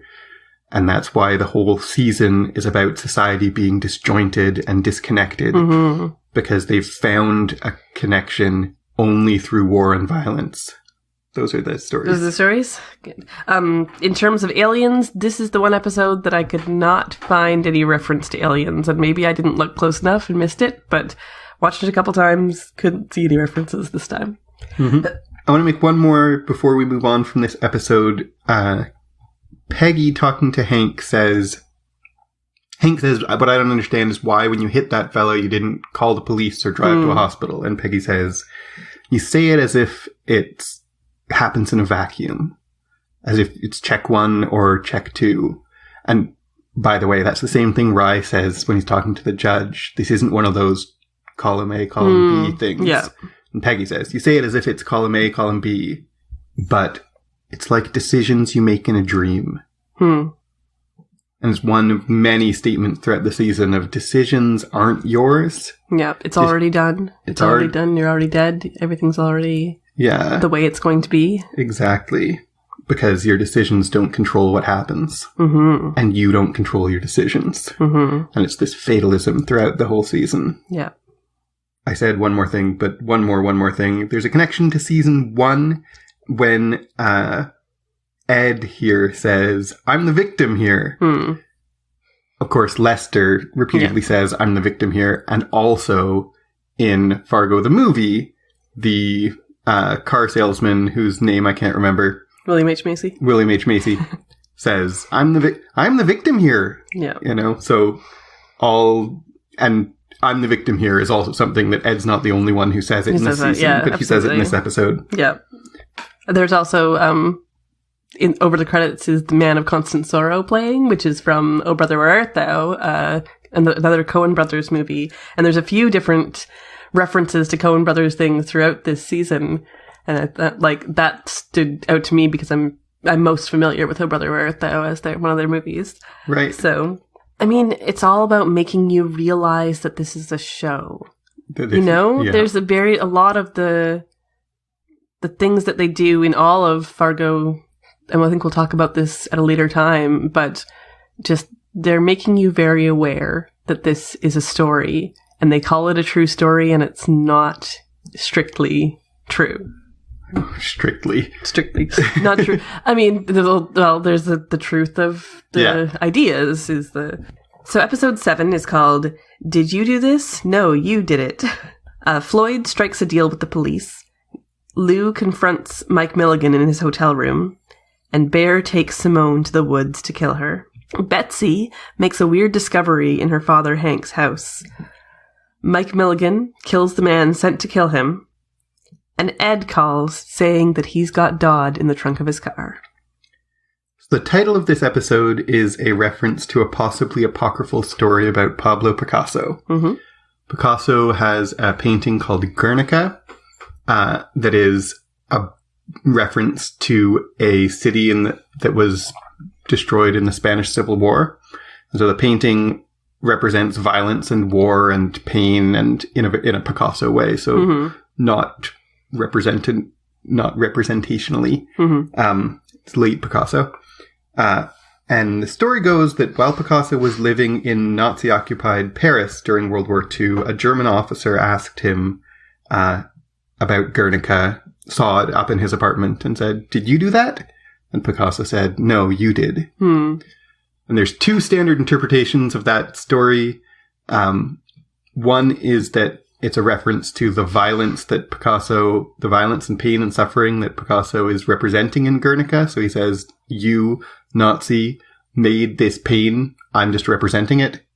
And the other is a statement about art. So it's, you, viewer, created the art by looking at it. Art exists in the viewer. Because it's possibly something Picasso never actually said. We don't. And it sounds like a pithy thing. It sounds like a pithy thing that could be easily made up. It could have been something Picasso said, and if he said it, he could very well have meant both of those meanings at once. Yeah. So, how does this connect to this episode? Well, I mean, if it's similar to what we were saying before, is it's already done. It's already, you did this, no, you did.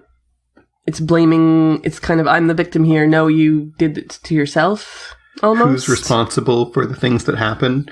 And it's maybe the most apparent example of that is with Bear and Simone. Yes. Did Bear kill Simone? No, Simone killed Simone. Mm-hmm. Or did Simone kill Simone? No, Mike Milligan did. Who's responsible for things is unclear and is shifting, and who seems on the surface to be responsible is not who actually is. It's also, by the way, another reference to fascism in this. Did you do this? No, you did. And Bear actually talks about World War I, I think. No, that's what World War II. Is it World War II? Yeah, if someone married the German, if women not married. If a woman slept with the German, her head would be shaved and she'd be banished. And Simone tries to say, well, then banish me. I won't, I'll go. I missed whether he was talking about after the First War or after the Second War. I think it was after the Second War. And it's interesting that, by the way, that they're German. Yeah. We had a debate off mic about whether the Gerhards are German or Dutch. No, they're German. But they're German. I was mistaken. But yeah, so they're German, but then he's saying, if you associate with the Germans, you needed to be sent away, and he's making the Germans in his metaphor are the not Germans. Yeah, that's true. Are the Kansas City people. There's also, I think, in the same sense of who's responsible, who's doing this thing, Floyd making a deal with the police. She's not a snitch. She doesn't want, she finds herself in this position of not knowing what to do, not knowing who's responsible for what she's doing. And she says, I don't know where this ends. And the police say, it ends when you say it does. Yeah, exactly. So it's a bit of, again, of them saying, you did this. Mm-hmm. You're responsible for this. It's decisions you make in a dream. Yeah. It's like she can't she doesn't feel like she's actually made the decision to start this war. It was this confluence of events that started it, and she doesn't feel like she has the power to end the war. Mm-hmm. Stories told in this episode. When Hank is interrogating Floyd in the police station, he tells her, "My wife passed away last summer. The last thing she said to me, 'Do you smell toast?'" And Floyd is the one who interprets the moral of the story for us, the viewers. She says, "Different roads, same destination." Yep. Her husband was gunned down. His wife died smelling toast, and we can kind of say we know that means she had a seizure. Mm-hmm. Different roads, same destination. That's very Camus. That's very what Noreen was talking about you die at the end. Yep. It doesn't matter what you do. It doesn't matter what kind of life you had. Floyd's articulating different roads, same destination. Mm-hmm. It's about futility and...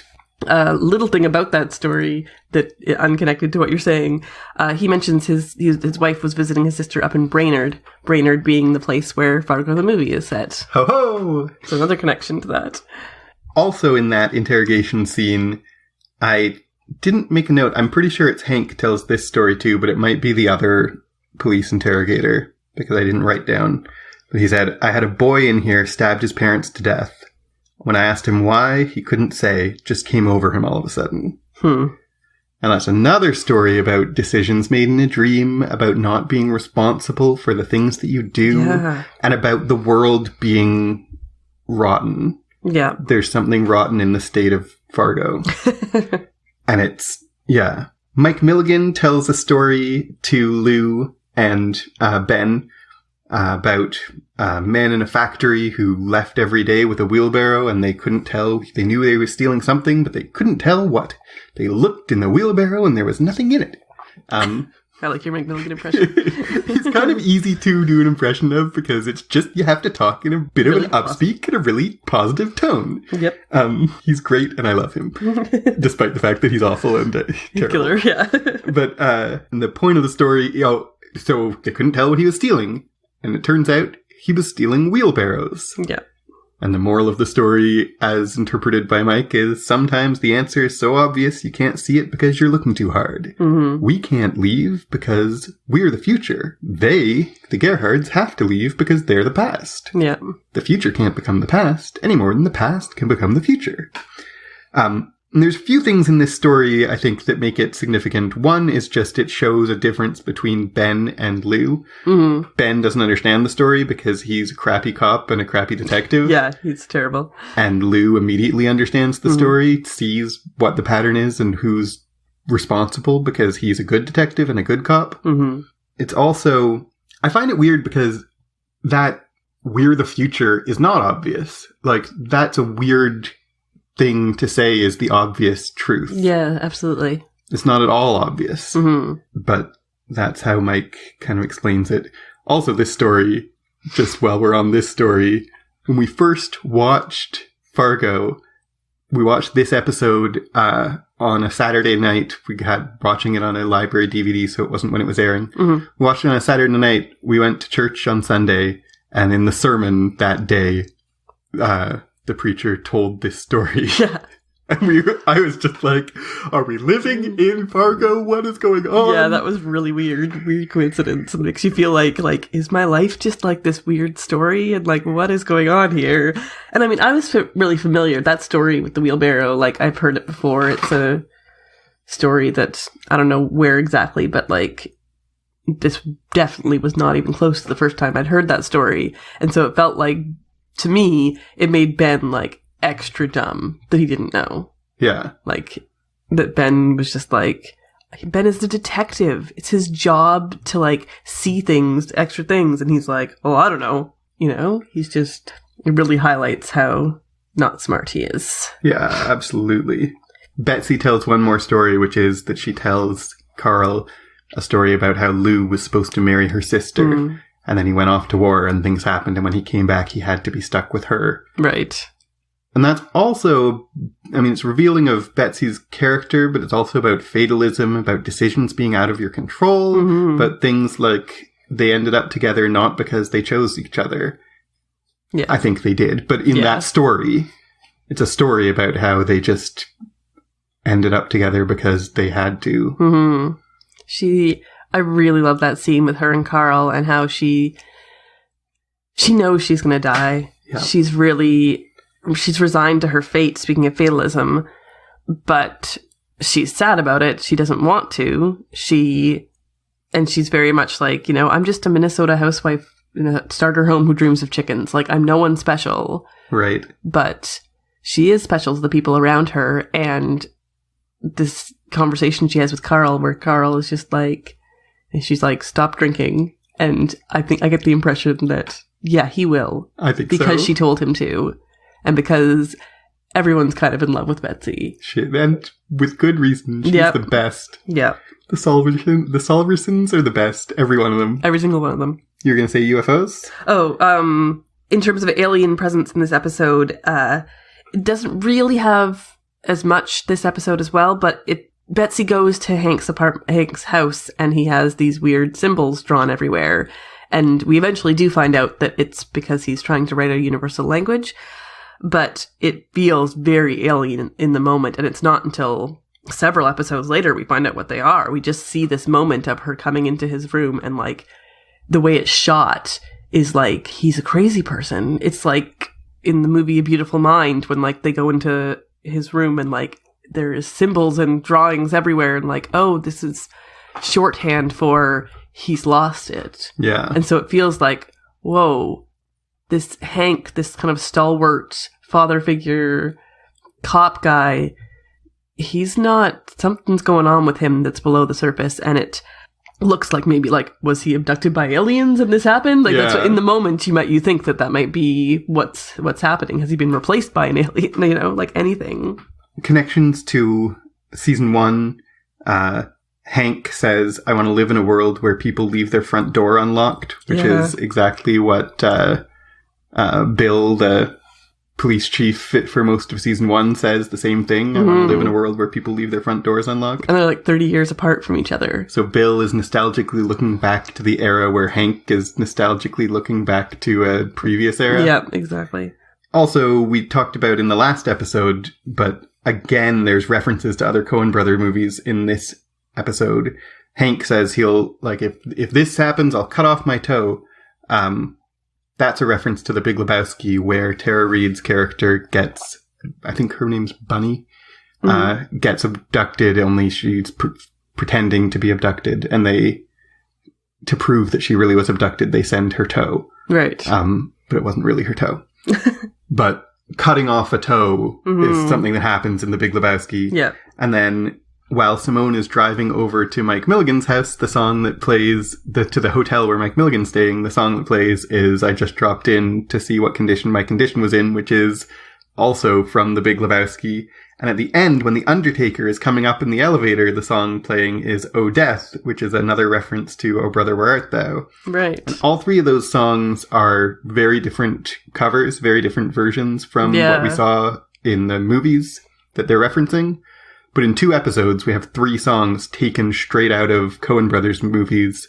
There's no way that that's coincidence. I mean, Maggie Phillips, the music director, the music supervisor, who I've talked about a few times because I think she's fantastic.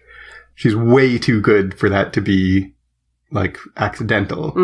Absolutely. Absolutely. There may be other connections to Coen Brothers movies. You said Oh Brother Where Art Thou is the one you know best. I know Fargo, Oh Brother Where Art Thou, The Big Lebowski, Barton Fink, and True Grit, but not really any other ones. So if there's any references to other Coen Brothers movies, I'm missing them. And there may be. Before we move on from this episode, I want to... Oh, Simone also says that she's the victim. Yeah, she does the same thing. Before we move on from this episode, I want to comment on Bear in this episode, and I hope we'll talk about him a bit at the very end, but in this episode, he says a lot of things. He says a lot. Like, he says about the family, there's not enough left of us to start telling the truth. Yeah. Or when he's taking Simone off and she says, you're my uncle, he says, none of us are family anymore. Yeah. And then she says, I didn't mean to do it. I didn't mean to betray anybody. And Bear says, it doesn't matter what you mean. It only matters what you do. Which is a statement of existentialist philosophy. Absolutely. Yeah. And is also a statement of fatalism. And I mean, it only matters what you do, but we've seen through this episode and through this season that you don't control what you do. Yeah. Your decisions don't control what happens. Simone is so interesting in that scene. Like, it's heartbreaking. And like, she's wearing this dress, this like, she's got a big coat over top of it, but it's like this nightgown, this like white flowy, like, she's like this virgin sacrifice. She's being sacrificed for the sake of the family. And while she's like, she's not this pure innocent virgin, she's really naive, and she's making these decisions as a child, as like, you know, go and kill my father, you know, tell him kiss my grits. Like, she's not, the gravity of what she's done is not occurring to her. No. And so, but then she's sacrificed and never gets to learn that. Yeah. Unless she runs away, which is... In this episode, they don't show... I mean, she says, shave my head, let me go. And he says, it's already been done. And then it cuts away. We don't see the shot. We don't see her dead body. Yeah. In fact, we see a shot of where they've been standing and there's nothing there. There's not even a body there. Right. But later on, we do see a shot of her lying dead in the woods. But that doesn't mean anything. That doesn't mean necessarily that she was for sure killed. I still think it's up in the air whether or not she was because we definitely, killed. For sure, in this show, see things that aren't true. Yeah, absolutely. The camera shows us things that didn't happen in this show. Exactly. We can for sure know that. You want to move on? Move on to the next episode? Yeah. Episode 8 is called Lop Lop. Ed and Peggy hide out in a cabin with Dodd as their prisoner. Ed tries to negotiate with the Gerhardts, then moves on to Mike Milligan. Dodd escapes and tries to kill them. Hansy arrives at the cabin, shoots Dodd, and then is stabbed by Peggy with scissors after asking her to cut his hair. Lou and Hank arrive, but Hansy escapes. So this one's like a kind of a B-side. We didn't see any of these characters the last episode, and this episode we get to find out what's been going on and what caused him to do the phone call to Mike Milligan. And we, even in the last episode, we hear about Hansy has killed 3 state troopers. And killed 2 straight state troopers. Yeah, and shot up a bar. And shot up a bar. And then we see that actually happening in this episode. Yeah.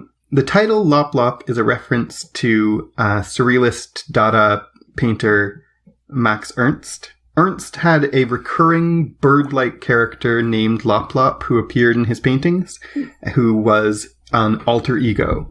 So Lop Lop appears, and Lop Lop represents Ernst and is one of his ways of dealing with his anxiety and mental illness and trying to put a version of himself in his paintings.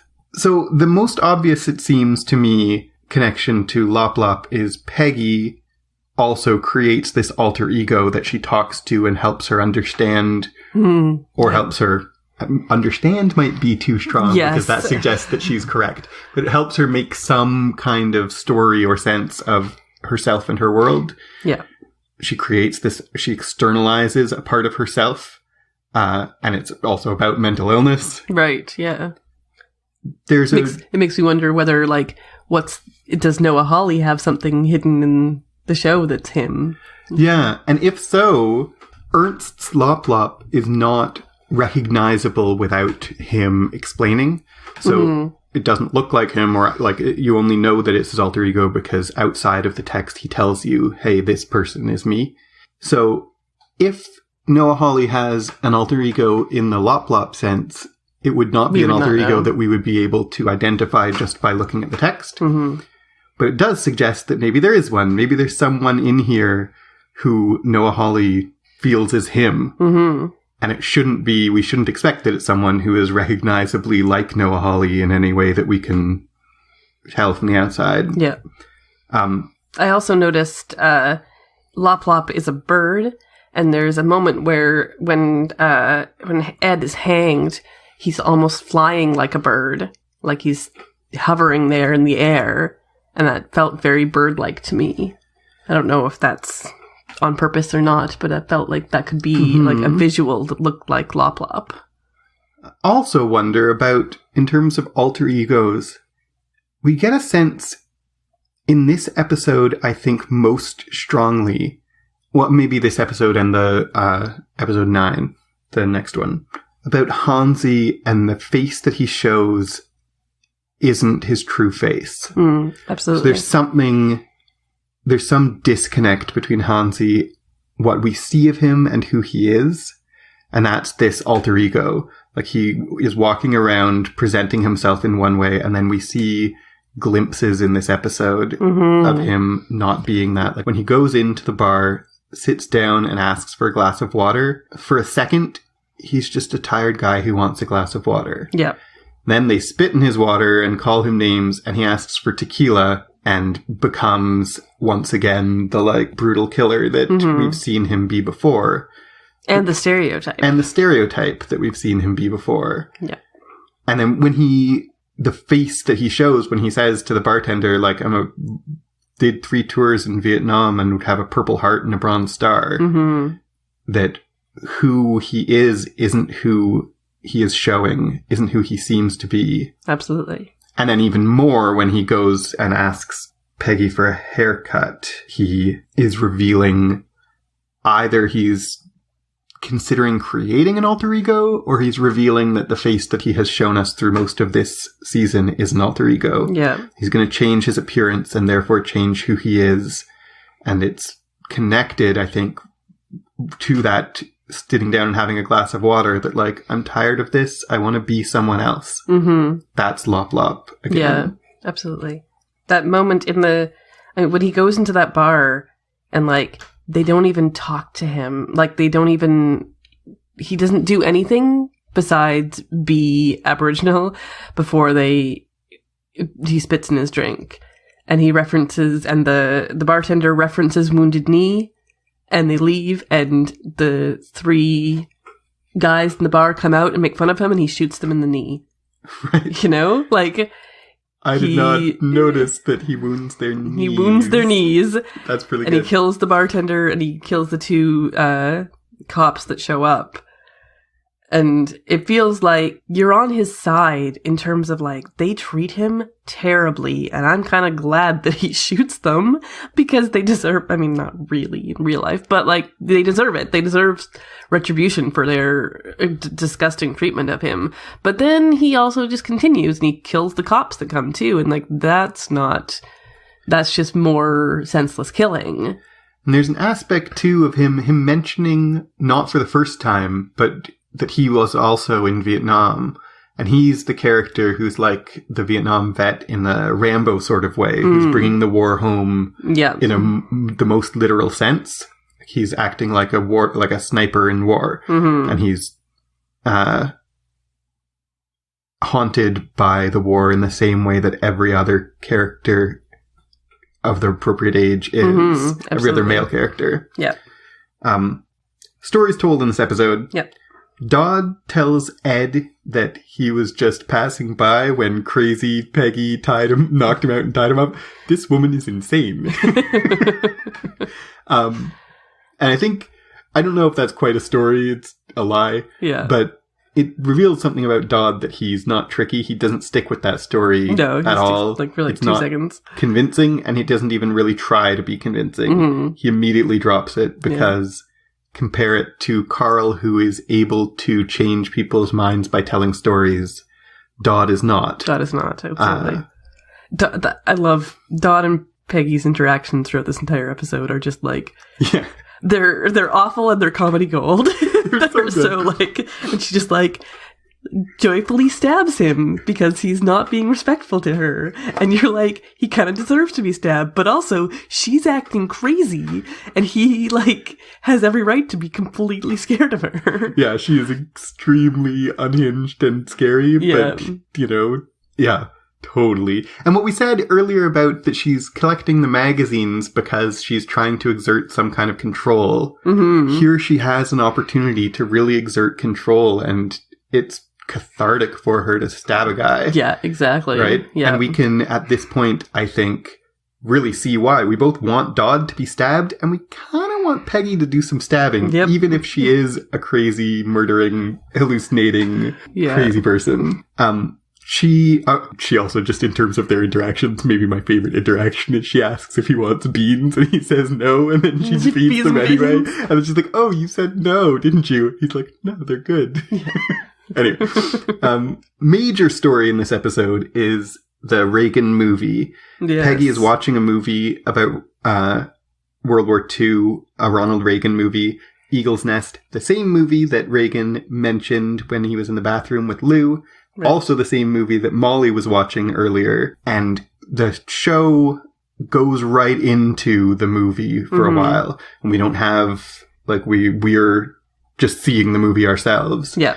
And I think that's really effective at showing how Peggy is disconnected from reality. When we come out of the show, Dodd has escaped because she's so immersed in the show that her real situation stops existing. Mm-hmm. Absolutely. It's also this same movie is the one that Peggy will later think is really happening. Mm-hmm. So they're trapped and they get smoked out, and she's convinced that their real situation is mirroring the movie, and it turns out that she just is unhinged from reality. Yeah. Finally, Dodd tells a story to Ed while he's hanging him about how Satan is a woman. I've got a theory that Satan's a woman. And I think it's significant that Dodd gets the facts all wrong in that theory. Mm-hmm. So, like, I mean, specifically, the evidence that he gives that Satan is a woman is he look back at all the kings, King David and King Samson in the but no, Samson wasn't a king in the Bible.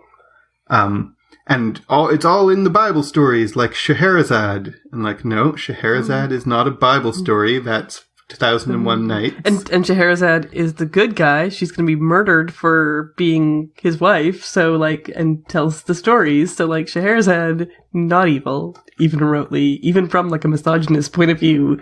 How is she evil? She doesn't let him do what he rightfully should, which is murder him. I suppose and that is what Dodd thinks. Dodd's misogynist rantings end up being his undoing, which I appreciate. He gets so distracted while he's hanging Ed giving this misogynist, like, speech that he doesn't notice that Peggy is has not been knocked out anymore, and she manages to get the upper hand on him. Yeah. I think it's really significant that in that speech he doesn't have control of the facts. So he's... Yeah. I mean, we can intuit that and figure out already that he's a misogynist and the devil isn't a woman, but they're really highlighting how wrong he is by making him, like, use evidence that is incorrect. Yeah. The alien presence in this movie, the gas station that they go to has all sorts of posters and things about UFOs and, like, it doesn't say the truth is out there, but along those lines. Mm-hmm. There's, it's not alien presence, but it's a weird foreshadowing thing, is in the phone booth where Ed keeps coming and making all these phone calls. Written in marker on the phone booth wall is a game of hangman. Half the letters are missing, but it clearly spells Sioux Falls, and there's a hangman.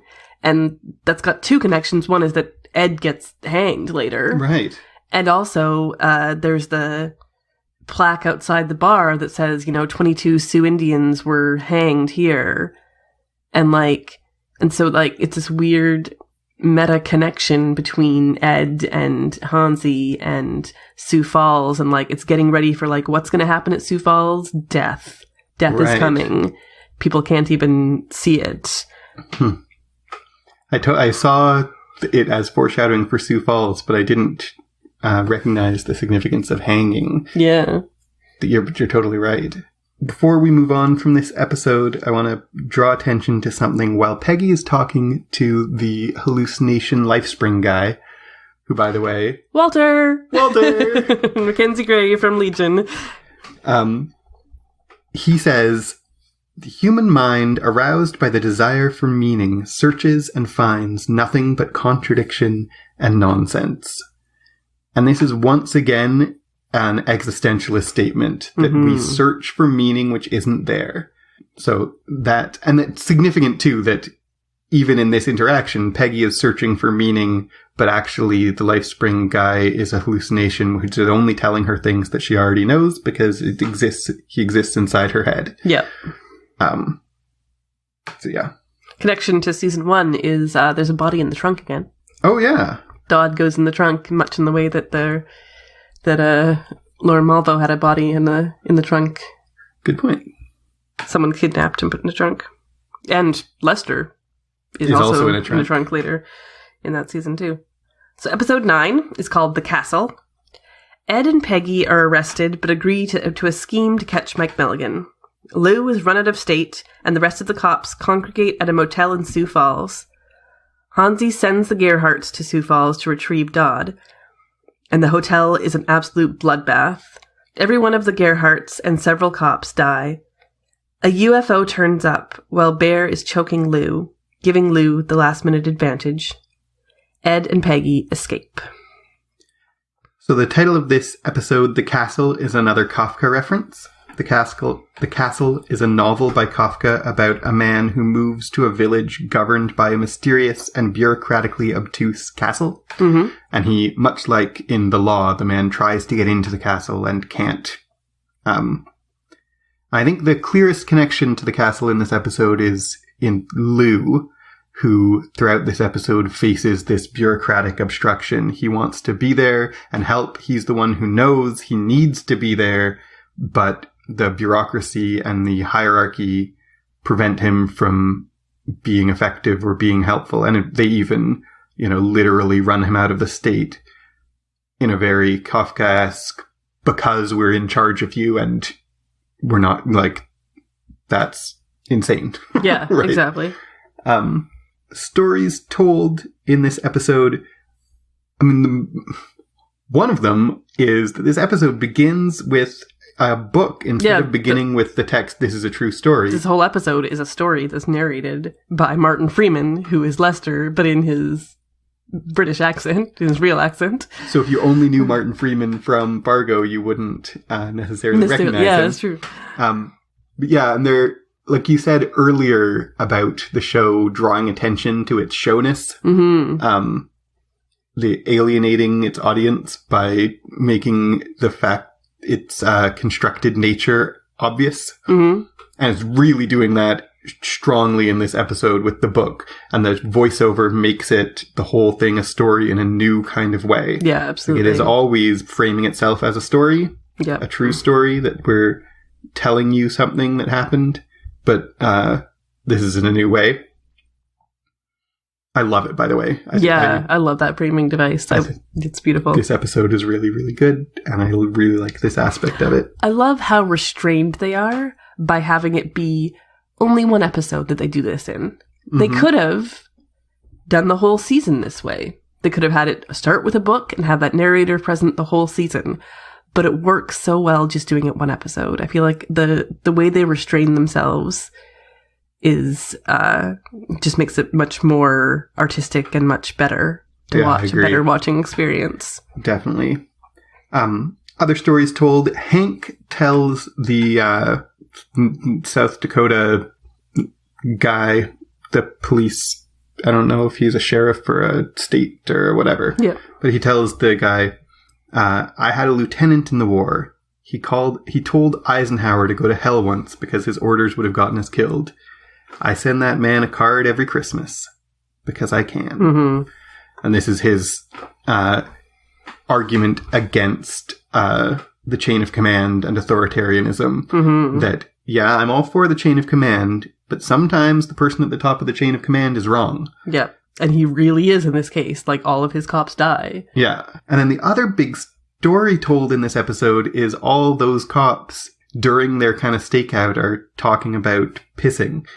Like, it's liberating pissing where you're not supposed to. When I was a sergeant, I pissed in my CO's desk drawer when he was in Hawaii. And they're like, what is that about? Why are we telling those stories? I feel like it's a couple of things. It's showing that they're not good people necessarily. Like, I mean, they're cops who use their power irresponsibly. Yeah.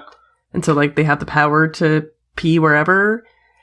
And it's just like, it's kind of gross. It makes you like kind of think of them differently than like you wouldn't have Lou and Hank sitting around telling stories like that at all. And so it makes you be like, oh, these are like not as good cops. And then the other thing is, it's really significant that there's a woman there, that there's a female cop who kind of tries to join in on that. She tries to be one of the boys, but she can't be. She says even like, oh, I couldn't do that. You know, I don't have the equipment. Ha ha ha. And there's just like a thread of feminism throughout this entire season that I think we'll talk about more.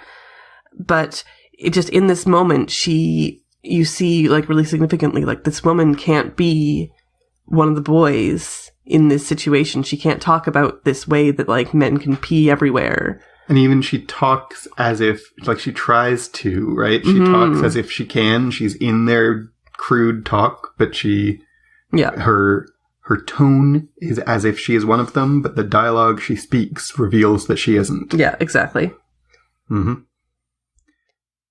There's aliens in this one. What? So, like, you know, obviously this is the most significant aliens in the whole season, that they come straight out of the sky. There's the big flying saucer that hovers over all of them. And I mean, it's weird.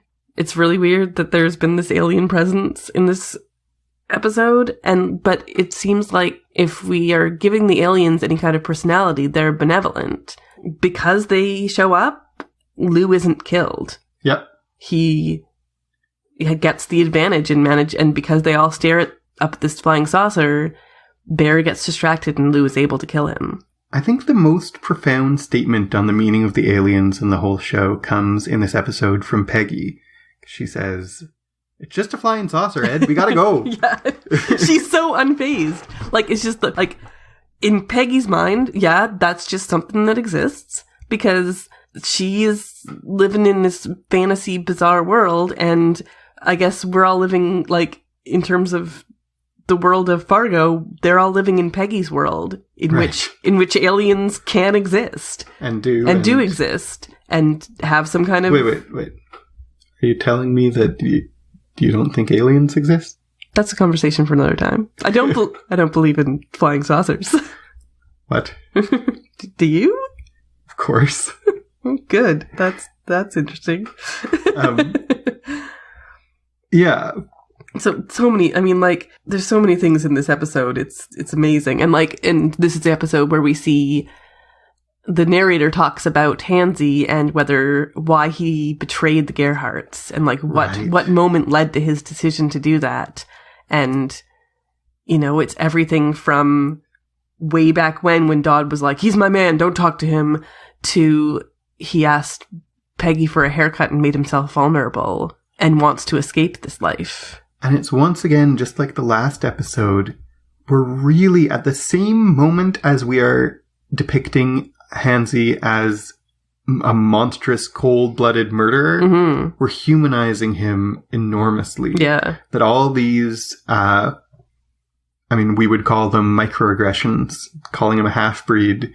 Yeah. And there's macroaggressions, but all the, like, times when people were just like, the half-breed's off doing this. Yeah, you're Indian, like he belongs to them. He's their slave. All of those were affecting him. Yeah. And he doesn't show it at the time, but like, maybe it's been building in him since he was a child. Mm-hmm. And we flash back to him watching The Magician, and like, already then, some part of him is resisting the role that he has been assigned. And he resists it in, you know, a violent and, in a violent way. And a socially unacceptable way. Socially unacceptable. Well, explicitly it says, you know, he's killing friend and foe alike. Yeah. And strangers. He kills, like, Ed and Peggy try to get into some guy's car and he just shoots that guy in the head. He's a complete bystander. Yeah, but there's an aspect of the show drawing attention to the fact that, you know, systemic racism hurts everyone. Mm-hmm. Literally hurts everyone. Literally hurts everyone. So he is the one, and again, going back to, did you do this? No, you did. Well, who actually caused this massacre? Is it Hansi, or is it, did Hansi kill that guy in a car, that bystander, or did Dodd by mistreating Hansi? Or there's a image I want to draw attention to before we move on from this episode, which is when Floyd is on the phone with Hansi and he says, the Kansas City, they're here, and she says she's going to go herself because she sent men and they haven't done it, and she's going to do it. Behind her, and she leans against the wall when she's done, and on the wall is chalk lines for the heights of her children. Right, I noticed that. And it's full of bullet holes from when Mike and the Kansas City people shot up their house. Right. And it's such a complex cluster of imagery and symbolism, because Floyd, remember how she defines herself in that meeting with Kansas City as a mother, and when she's talking to Hank, you wouldn't understand none of you were mothers. Yep, exactly. Being a mother is enormously important for who she is and why she does what she does. And it's where her strength comes from in that negotiation with Kansas City, but it's also where her weakness comes from in that same negotiation. Yeah. And we have the height of her children. It reminds us that Bear and Dodd and Rye and Elron were once children. Yes. I don't think I suddenly mentioned Elron, and it's Dodd's not the oldest. Right? Yeah, that's really significant to the whole show, is that Dodd isn't the oldest. He's always trying to live up to his brother, and Bear tells the story of his older brother and how he didn't wear a coat when everyone else was wearing a coat. And that shows like his toughness and like what would have this story been like if Elron was there to be the older brother, which also kind of goes to what would this story be like if the Vietnam War hadn't happened. Right. Like, there's so many little things that contribute to this exact story playing out. And all throughout, Dodd is trying to be the kind of tough that Elron was and failing to be, and that's why he's so full of swagger and starting a war for no reason. Yeah, exactly. Because real toughness doesn't have to prove it's tough by escalating wars without a reason. Yeah. But back to Floyd and the bullet holes on the wall, right? So her family is what she's doing this for. Her family and her role as a mother, her identity as a mother is what motivates her. But the bullet holes are also foreshadowing that her kids are not going to live through this. She's not going to live through this. The family has ended. Absolutely. It's really rich imagery. Yeah. Connection to season 1. When they break into the hotel room and are shooting, and when they break into the motel and are shooting things up, Ben Schmidt says, "Oh, it's Rapid City all over again." Back in season 1, old Ben Schmidt, when Gus tells him that he let Malvo go, old Ben Schmidt says, "Oh, it's Sioux Falls all over again." Yeah. So there's at least one more story further back in time that we could go to, that we could have a season 4 could be Ben Schmidt and Rapid City if we wanted to. If you're listening, Noah Hawley, we don't really need to see that story. That's okay. I'd much rather see Noreen's story. Yeah. Oh, yes. I don't know if we mentioned that she was emancipated and... Yeah, we find out in episode 8, I think, that she was emancipated. She's not Bud's daughter, which what you really, or what I really assumed. Yeah. Yeah. When Lou, at the very beginning of this episode, Lou is talking about Ed and Peggy, and he's treating them like, I can't leave them behind. He's very much like, this is war. He is in his war mentality, and there's no man left behind. And he can't leave, Ed and Peggy on the front lines because they're not prepared for it. Lou is very much in his war mentality in this. And then that's basically what it is. Right. Is they are on the front lines of this incredibly violent war. Yeah, good call. Episode 10 is called Palindrome. Ed and Peggy try to run and end up in a freezer. Ed dies while Peggy hallucinates that it's on fire. Hansi manages to escape. Mike Milligan tries to take over the territory, but is rewarded for his good work with a desk job.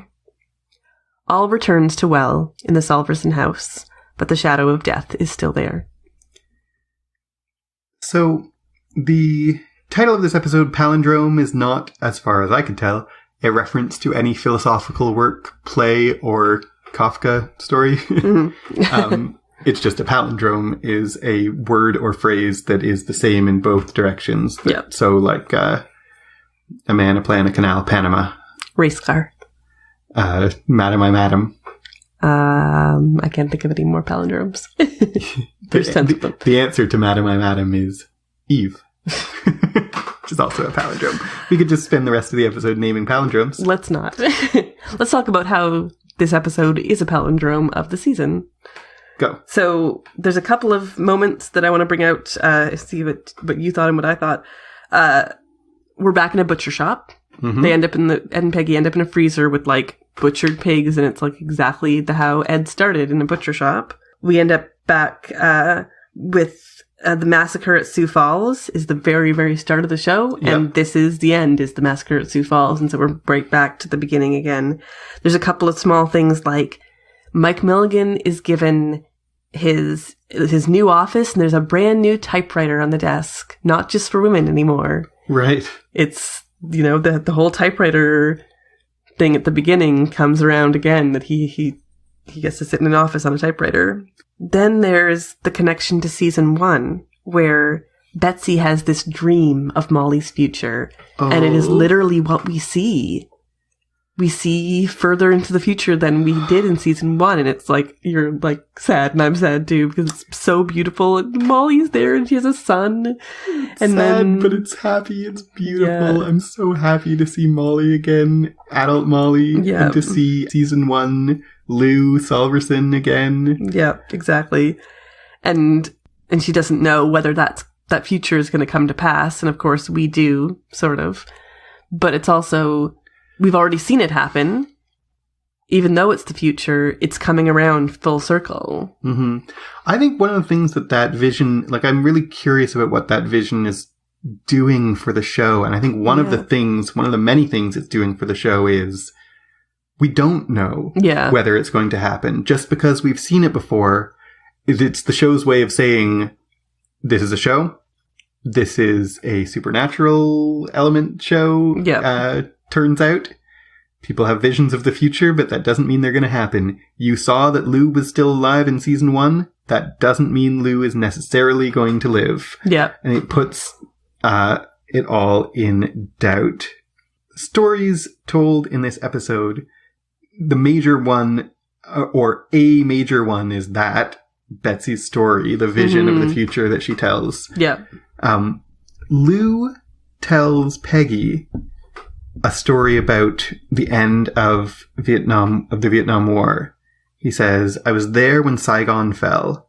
Helicopters were landing on his ship, and then a big Chinook comes, too big to land on the ship, and people start jumping, scared or not. They jump onto the ship, and there's a baby, and a mother drops the baby out of the helicopter, and one of his men catches it. The pilot somehow rolls the Chinook over and jumps out and makes it. How did he do that? And then the moral of the story that Lou is telling to Peggy, as he understands it, is, your husband said he'd protect his family no matter what. I acted like I didn't understand, but I do. It's the rock we all push. Reference to Sisyphus. Yeah. Men, we call it our burden, but it's really our privilege. And that's a long story, and it's a profound story. It's about, it connects to all kinds of the themes and ideas throughout the entire season. Yeah. We've talked about feminism in this season, and this is kind of an anti-feminist statement. Yeah, yeah. From a character privilege. We like a lot. Yeah. It's men's privilege to take care of women. And Peggy's like, you don't understand. Yeah. Yeah. There's also, in terms of like the entire show, a cop with the perpetrator in their backseat telling a story to them.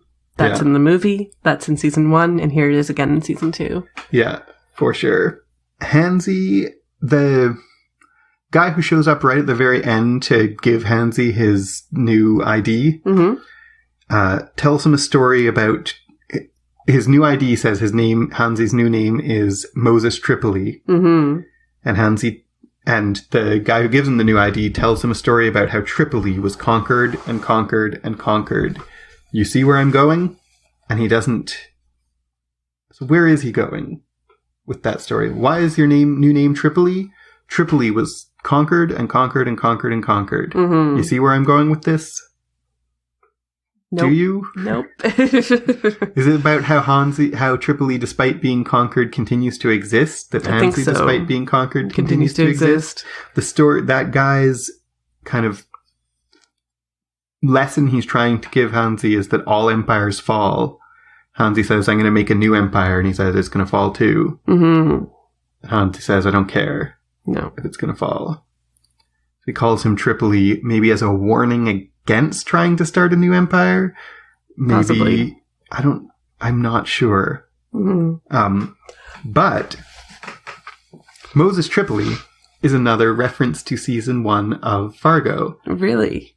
In, I can't remember which episode of Fargo, the number, but when we see the mob in the Fargo mob, in season 1, and they're eating fish in the restaurant, and the mob boss is like, Sam Hess, the people involved, dead. Don't care, not business. Don't care, not related. Dead. That mob guy's name is Moses Tripoli. And in this episode, right at the end, one of the last things Hansi says is, don't care, empires fall. Don't care, into the sea. Dead. So he's saying the same, he has the same speech pattern, the same things to say, and he has the same name. And they say, like, you're going to get a face guy, and so, like, he's going to change his whole appearance. And that means that if he founds the Fargo Mafia, like, if he founds the Fargo Mafia, then when Lorne Malvo kills off the Fargo Mafia, this is like this war between the Gerhardts and Kansas City is still ongoing. Yeah, in season 1. That's interesting. And also, like, so why doesn't no amount of plastic surgery is going to turn Hansi into what we see Moses Tripoli in season 1. Mm-hmm. But if you think of this is a true storyness of this show, and you think of what you're watching is actors recreating a true story. Right. So they cast a different actor to play that same character, but the fact that they don't look alike doesn't necessarily mean that they're... Well, and like Lou Salverson is a different actor. Same with Ben Schmidt. There's no way that the Ben Schmidt of season 2 ages into the Ben Schmidt of season 1. Yeah. Right? Because it's a dramatic reenactment, and they're not hiding the fact that these are actors playing these real life people. Yeah. So Moses Tripoli is still alive in season 1 and is the same character. Well, and they're watching, while this all is going on, they're watching 2 boys play baseball. Dark hair, light hair. The older one is deaf. And they're making sign language to each other. And it's clearly Mr. Wrench and Mr. Numbers as children. Yeah. And then he goes off, and they start getting bullied, and Hansi walks towards them with a knife. And, like, does he then, if we take that scene in our imaginations, he kills the bullies or maims the bullies in some ways, takes Mr. Wrench and Mr. Numbers under his wing, and they become enforcers to start the new... Yeah, totally. And this is why they're, like, connected to Moses Tripoli, is because Hansi rescued them at this point. Yep. More stories told.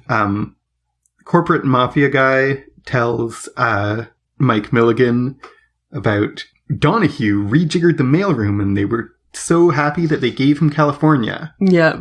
So he tells him that, how the world is now, that the soul crushing, like, murdering people is soul crushing in a different way. Yeah. But, like, you're gonna live in this office and do paperwork, mostly work with accounting.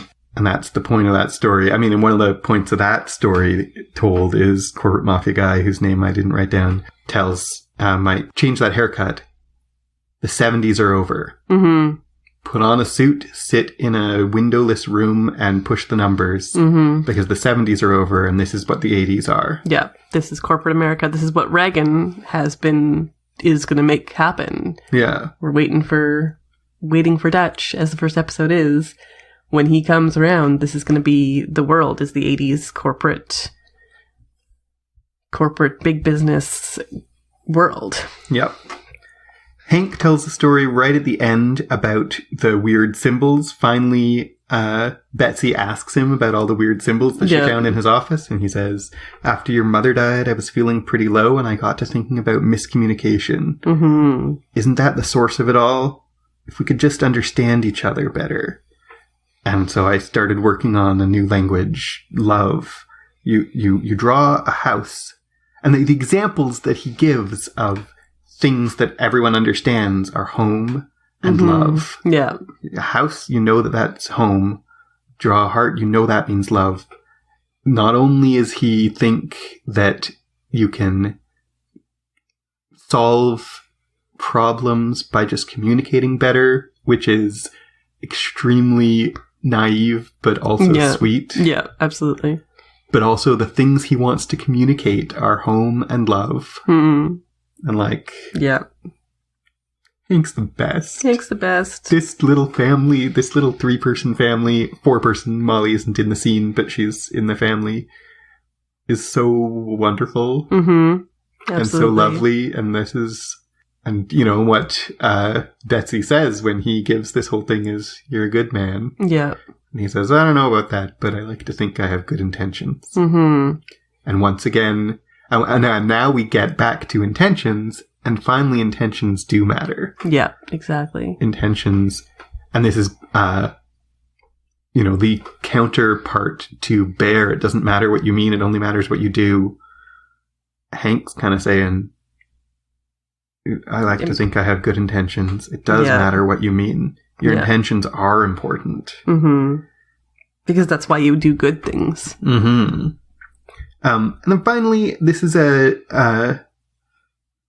we don't actually hear it told, and I don't know that it has any meaning, but I'm going to bring it out here. In the last moments, Lou puts away on the shelf a bedtime story that he has been reading to Molly, and it's The Great Brain, which is a story about, if you know The Great Brain, it's the main character uses his brain and his muddy loving heart to trick people and perform all these schemes, but at the end, he gives up on an opportunity to get money so he can help another kid. And then it says in kind of like a postscript that this is a story about that he grew up to become a priest. Interesting. So it's all through The Great Brain. He's like this scheming kid that the comedy all comes from him hoodwinking and scheming, but it ends with him deciding to help. And he later in life That's interesting. becomes a priest. So that as a story that Lou is telling to Molly about using your brain, but also helping people. Yeah, absolutely. Connections to Legion. Yeah. And to season 1. Ben Schmidt says the wolves were at the doors. Yeah. I mean, there's wolves in other parts of this season too. When Floyd is mentioning, people used to have tons of children because, what would take them? Smallpox and blah, blah, blah, and wolves. She mentions wolves specifically as what would kill your children. And that's what in the season 1, there's that story that Lauren tells about wolves. And that's really, the wolves are at the doors. Noah Hawley has a thing about wolves. Yeah. And I actually think that the wolves here are not an explicit, that the fact that there's wolves in both seasons and in Legion is because Noah Hawley is very interested in the metaphor and symbolism of wolves, that this is imagery that it's very attractive to him. Yeah. Predator and prey kind of idea. Hansi gets musically horn cues that are very similar to the Devil with Yellow Eyes in Legion. Hansi keeps showing up and it goes... Yeah, I noticed that. And I don't think that that's meant to symbolize that he's demonic or something, but it's, we have the same composer and it's probably literally the same cue, because when we talked to Jeff Russo, he said that was like that those horn cues used in Legion around the Devil with Yellow Eyes was a cue that they just had recorded. They didn't make it new at first. They eventually did, but the first was just someone, like the sound technician, put in a sound cue that he already had on file. And then Jeff Russo liked it and developed it and played with it more. Yeah. So it could be literally the same sound effect. Yeah, absolutely. In this episode, it's just like the previous episode. It departs from the what we have gotten used to about the yellow typewriter font saying this is a true story. In this episode, that's given to us in voiceover by Lou. Yeah, I noticed that. This is a true story, says Lou. Because once again, it's drawing our attention to the artificiality of the medium, that we can't expect it to continue in the same way because this is a made up, like it's saying the words, this is a true story, but we're having the character who isn't real. Like, it's reinforcing that it isn't a true story at the same time as it's telling us that it is. Yeah. It's brilliant. We also see in this episode that we also see Simone's dead body in this episode. Yeah, we talked about that earlier, that, like, if that's real or not. We see a lot of shots of, like, everyone in their dead places. And it is mean that they take all these dead bodies one after another, and the last one we see is Betsy lying, and that as the voiceover says the words, out of respect for the dead, and we see Betsy, the last in a list of corpses. And then she flutters her eyes and gets up, because of course Betsy's not dead. Yet. But of course, I mean, like...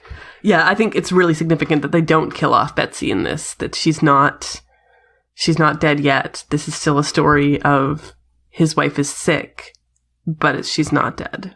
And I said a second ago, happily, of course Betsy's not dead, but there is the fatalism we've talked about all the way through, in that, like, she doesn't have to die. Like Bear said, it's already done. She's already dead. And that's why, out of respect for the dead, and it shows Betsy, and she doesn't die within the course of this season, but we know that she dies. Yeah. Even if we hadn't seen Lou as a widower in season 1, we know enough just from this season that Betsy is going to die of this cancer. And in one sense, in the sense that we have seen through the whole season of people being already dead, she's already dead. And that's why she's included in the list of people who are dead. Yeah. So, do you want to talk about the whole season? Yes, I do. So, I want to talk a bit about feminism. I just got to talk about it right away. Okay, because I have a lot of my things in my head about it. Is that... Let's talk about some isms and start with feminism. Okay. So we've got these female characters. We've got Floyd, we've got Simone, we've got Peggy, we've got Betsy. Floyd is very second wave feminism, where she is trying to be a man in a man's world. She's taking over the family business and trying to be fully doing exactly what a man would do in this job. She even says, right, there's no such thing as men's roles or women's roles anymore. Exactly. And she says that to Simone, who is very much living in this third wave feminism where, like, it's my body, I'll do whatever I want with it. Because I'm a woman, I can do whatever I want with my body. Yeah. And she doesn't want to listen to Floyd's, like, we fought long and hard to have equality with men. You know, don't take that away. She's kind of a specifically naive and poorly thought out version of third wave feminism. Exactly, yes. And no shade on third wave feminism. She's a naive version of that. And then we have Peggy, who she's very, like, Betty Friedan, the feminine mystique, is all about, like, housewives have this feeling in them that they can't put their finger on, and it's this lack of, it's a desire for more. And Peggy is, like, the poster child for this.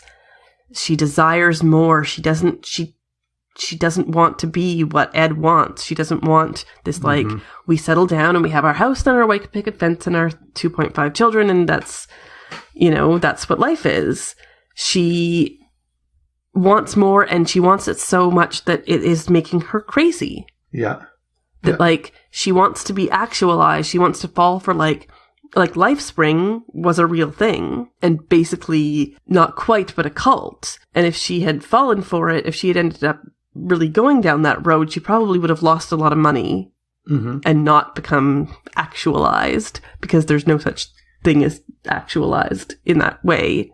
She's so, like, she's so representative and exaggerated version of that world, of that, you know, on the edge of, she wants to be a career. And she says, like, they say you can have it all. You can have a career, you can have a family, you can do that, but you can't. Right. And what do we make of that, like, her speech at the end about, and if you can't do it all, they say there's something wrong with you, like you're deficient, you wouldn't understand, you're a man. And Lou kind of...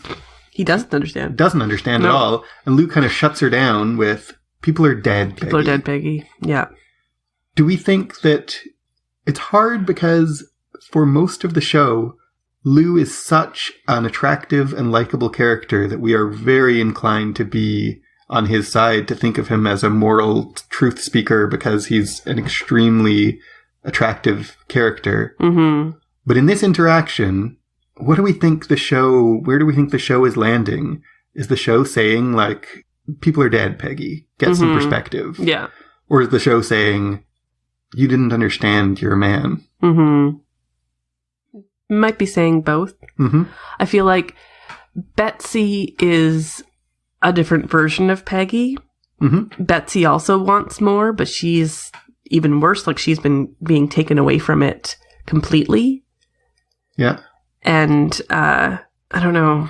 We see Betsy's competence, and we've remarked on it earlier that, you know, just doing daddy's job for him. Yeah. And it's presented as if, like, isn't Betsy great because she's smart and competent, and she's as good a detective as Lou is. But there's a real undertone, especially when you see it highlighted through Peggy. There's a real undertone of, so why isn't she a detective? Yeah. Because that's not an option that's open to her. Yeah. And I think the show, even if the characters don't, the show recognizes the tragedy of that. Yeah, absolutely. And she's helping to build a world in which her daughter can be that. Yeah. And I mean, there is a female cop in this, but she has to be very male in her interactions. We only see her a little bit, but, like, yeah. And she's also, she has to go around and give everybody their clothes and take notes on things. It's very subtle, but the female cop is the one who is doing these kind of feminine roles of, she's a little bit of a secretary. She's a little bit of a, like, mothering figure going around giving out all the jeans and t-shirts that they need. And she tries to be crude, to be one of the boys, possibly to escape that role, and it's unsuccessful. Yeah. In much the way that Simone is doing that. Like, she says twice, like, sometimes a girl's just gotta bust a nut, you know, like, pretending to be a man. And, like, it's all this swagger, and in the same way that the swagger is for Dodd. Yeah, absolutely. In the opposite way. Do we want to talk about, in the context of Peggy, do we want to talk about Constance? Yes. Oh, yes. And their relationship. Yeah. I can't believe we didn't bring this up the whole time, is Peggy doesn't want to have sex with her husband. Right. She doesn't want to have children. She is secretly taking birth control. And Constance clearly wants to have sex with her. Like, that we see Constance's, like, the camera is in her viewpoint, like, going up Peggy's body. When she's in the hotel, she has, like, wine and roses and candles. She is full on seduction mode. And I watched it one of the times with subtitles so I could watch it on fast speed, and the subtitle even says romantic music. Yeah. Like, if you weren't clear that music is intended to be romantic, that situation is intended to be romantic. Yeah. The subtitle writer is clear that is intended to be a romantic situation. That definitely Constance is a lesbian. Peggy may or may not be. The first time watching it, I really thought that we were going to end up with Peggy leaving Ed for Constance or having an affair with Constance or something. Like, I thought we were going to make that text that she's lesbian. I think it's actually way better what does happen. That she doesn't want Ed, and she doesn't want Ed's suburban life. Yeah. She wants much more than this provincial life. But that doesn't mean that she is a lesbian. I mean, it's, I think, playing with that conflation of feminism and lesbianism, that Constance is both a feminist and a lesbian. Peggy is kind of flirting with both. Yeah, absolutely. And we're confused because she's confused about, does she want to have sex with a woman, or does she just want to be in control of her life? Right? Yeah, absolutely. Those seem to her like they might go together. They might even go together. Yeah, absolutely. I think the idea of going to California for Peggy is like Simone's idea of, I wish I still lived in this. I wish I'd lived in the 60s where I could be, Flower Moon Child. And that's the same thing that Peggy wants, is she wants to like go and be free. And somehow like California is kind of where there's still some hippies and I can go and find some freedom there. Even if I'm in prison. Yeah. Right at the end, she's so delusional that like, well, I guess I'm going to go to prison for this. Well, I've heard about there's a prison in California in San Francisco that overlooks the bay. Maybe I could go there. And Lou is just like, yeah, we'll see. We'll see what we can do. What? Oh, what? Or like, that I could be tried federally so I could go. Like, do you even know what tried federally means?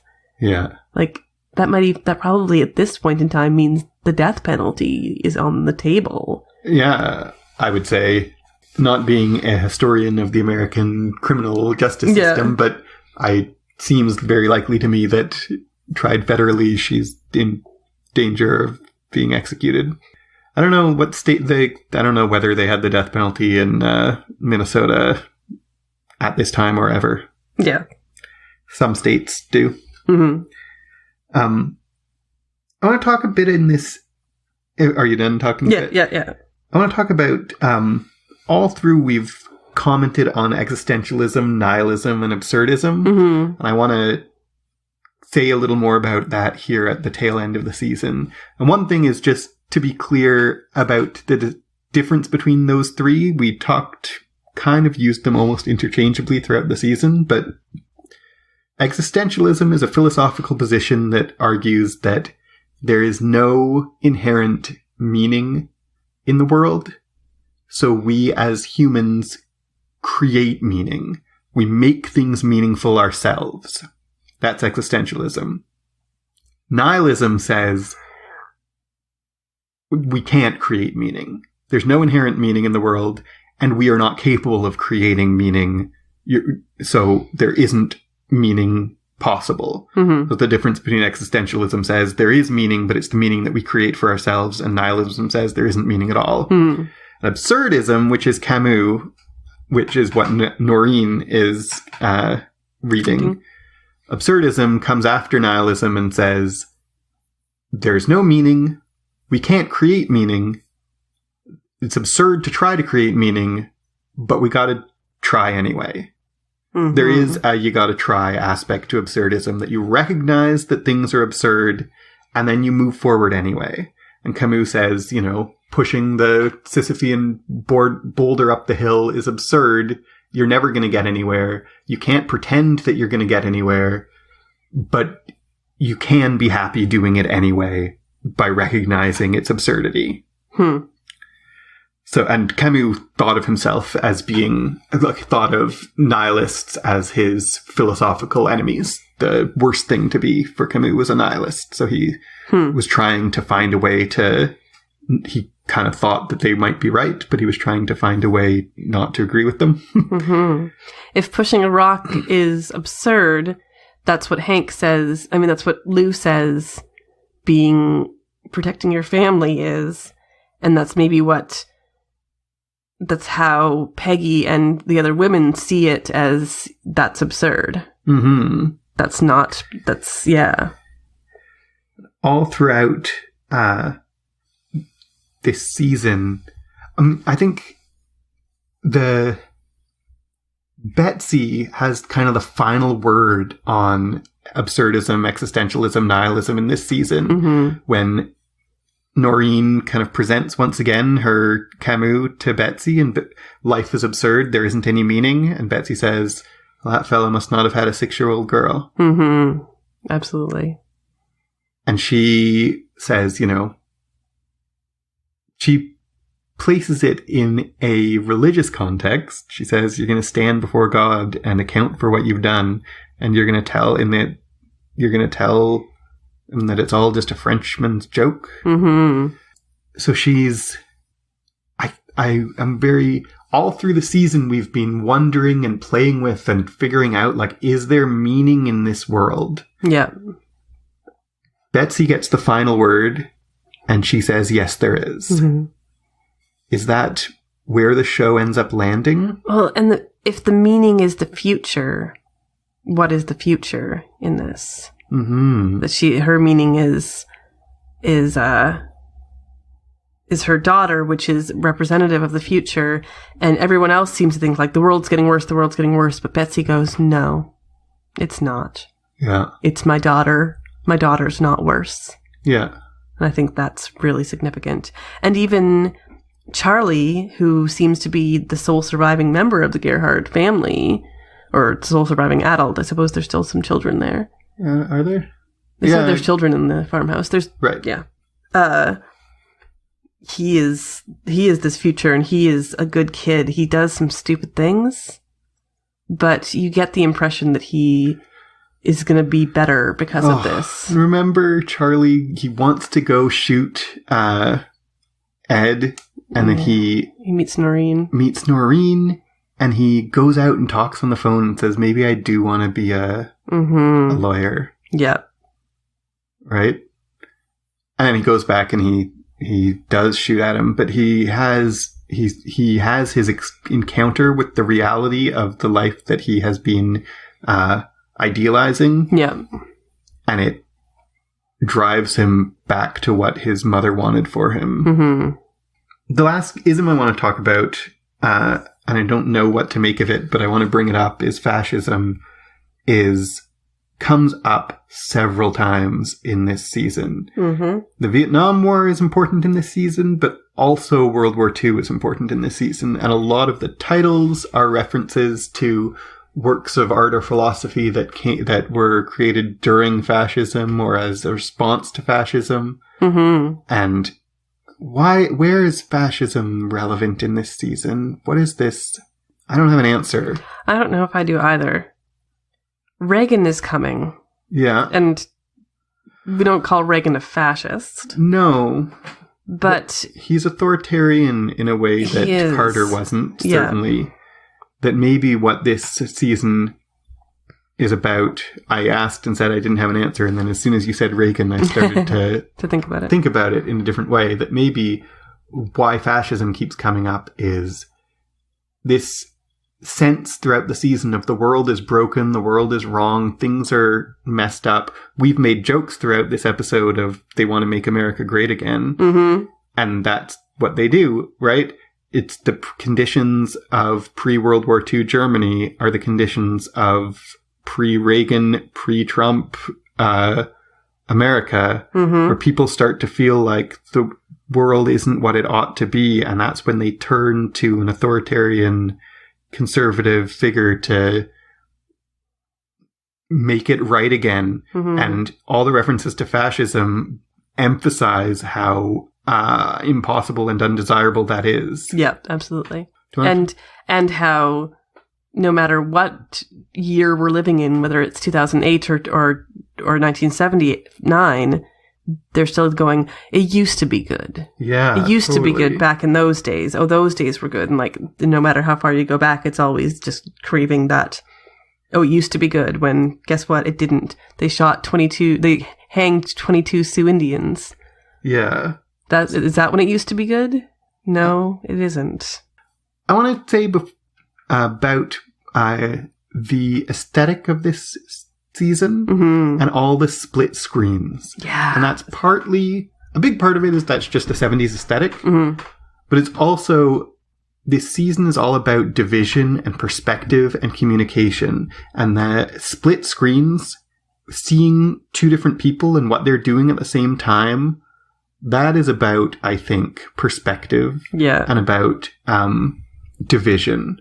There's even scenes where, like, two people are in the same car and it split. Yeah. The screen gets split. So could easily show that in just one shot. Yeah. But they're splitting the screen, and it's connected to the artificiality of the medium, reminding us this is a TV show.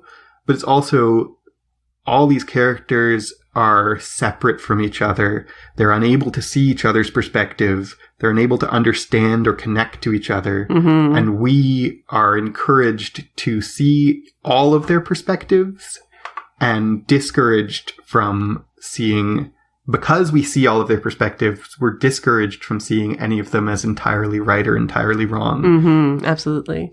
Even Lou and Hank, who are pretty great characters, we split away from them and see someone else's perspective at the same time because, as Hank says, miscommunication and lack of understanding is what breeds all this violence. Mm-hmm. Absolutely. I think in the end, for this season, this is the most connected to Legion I've ever seen Fargo be.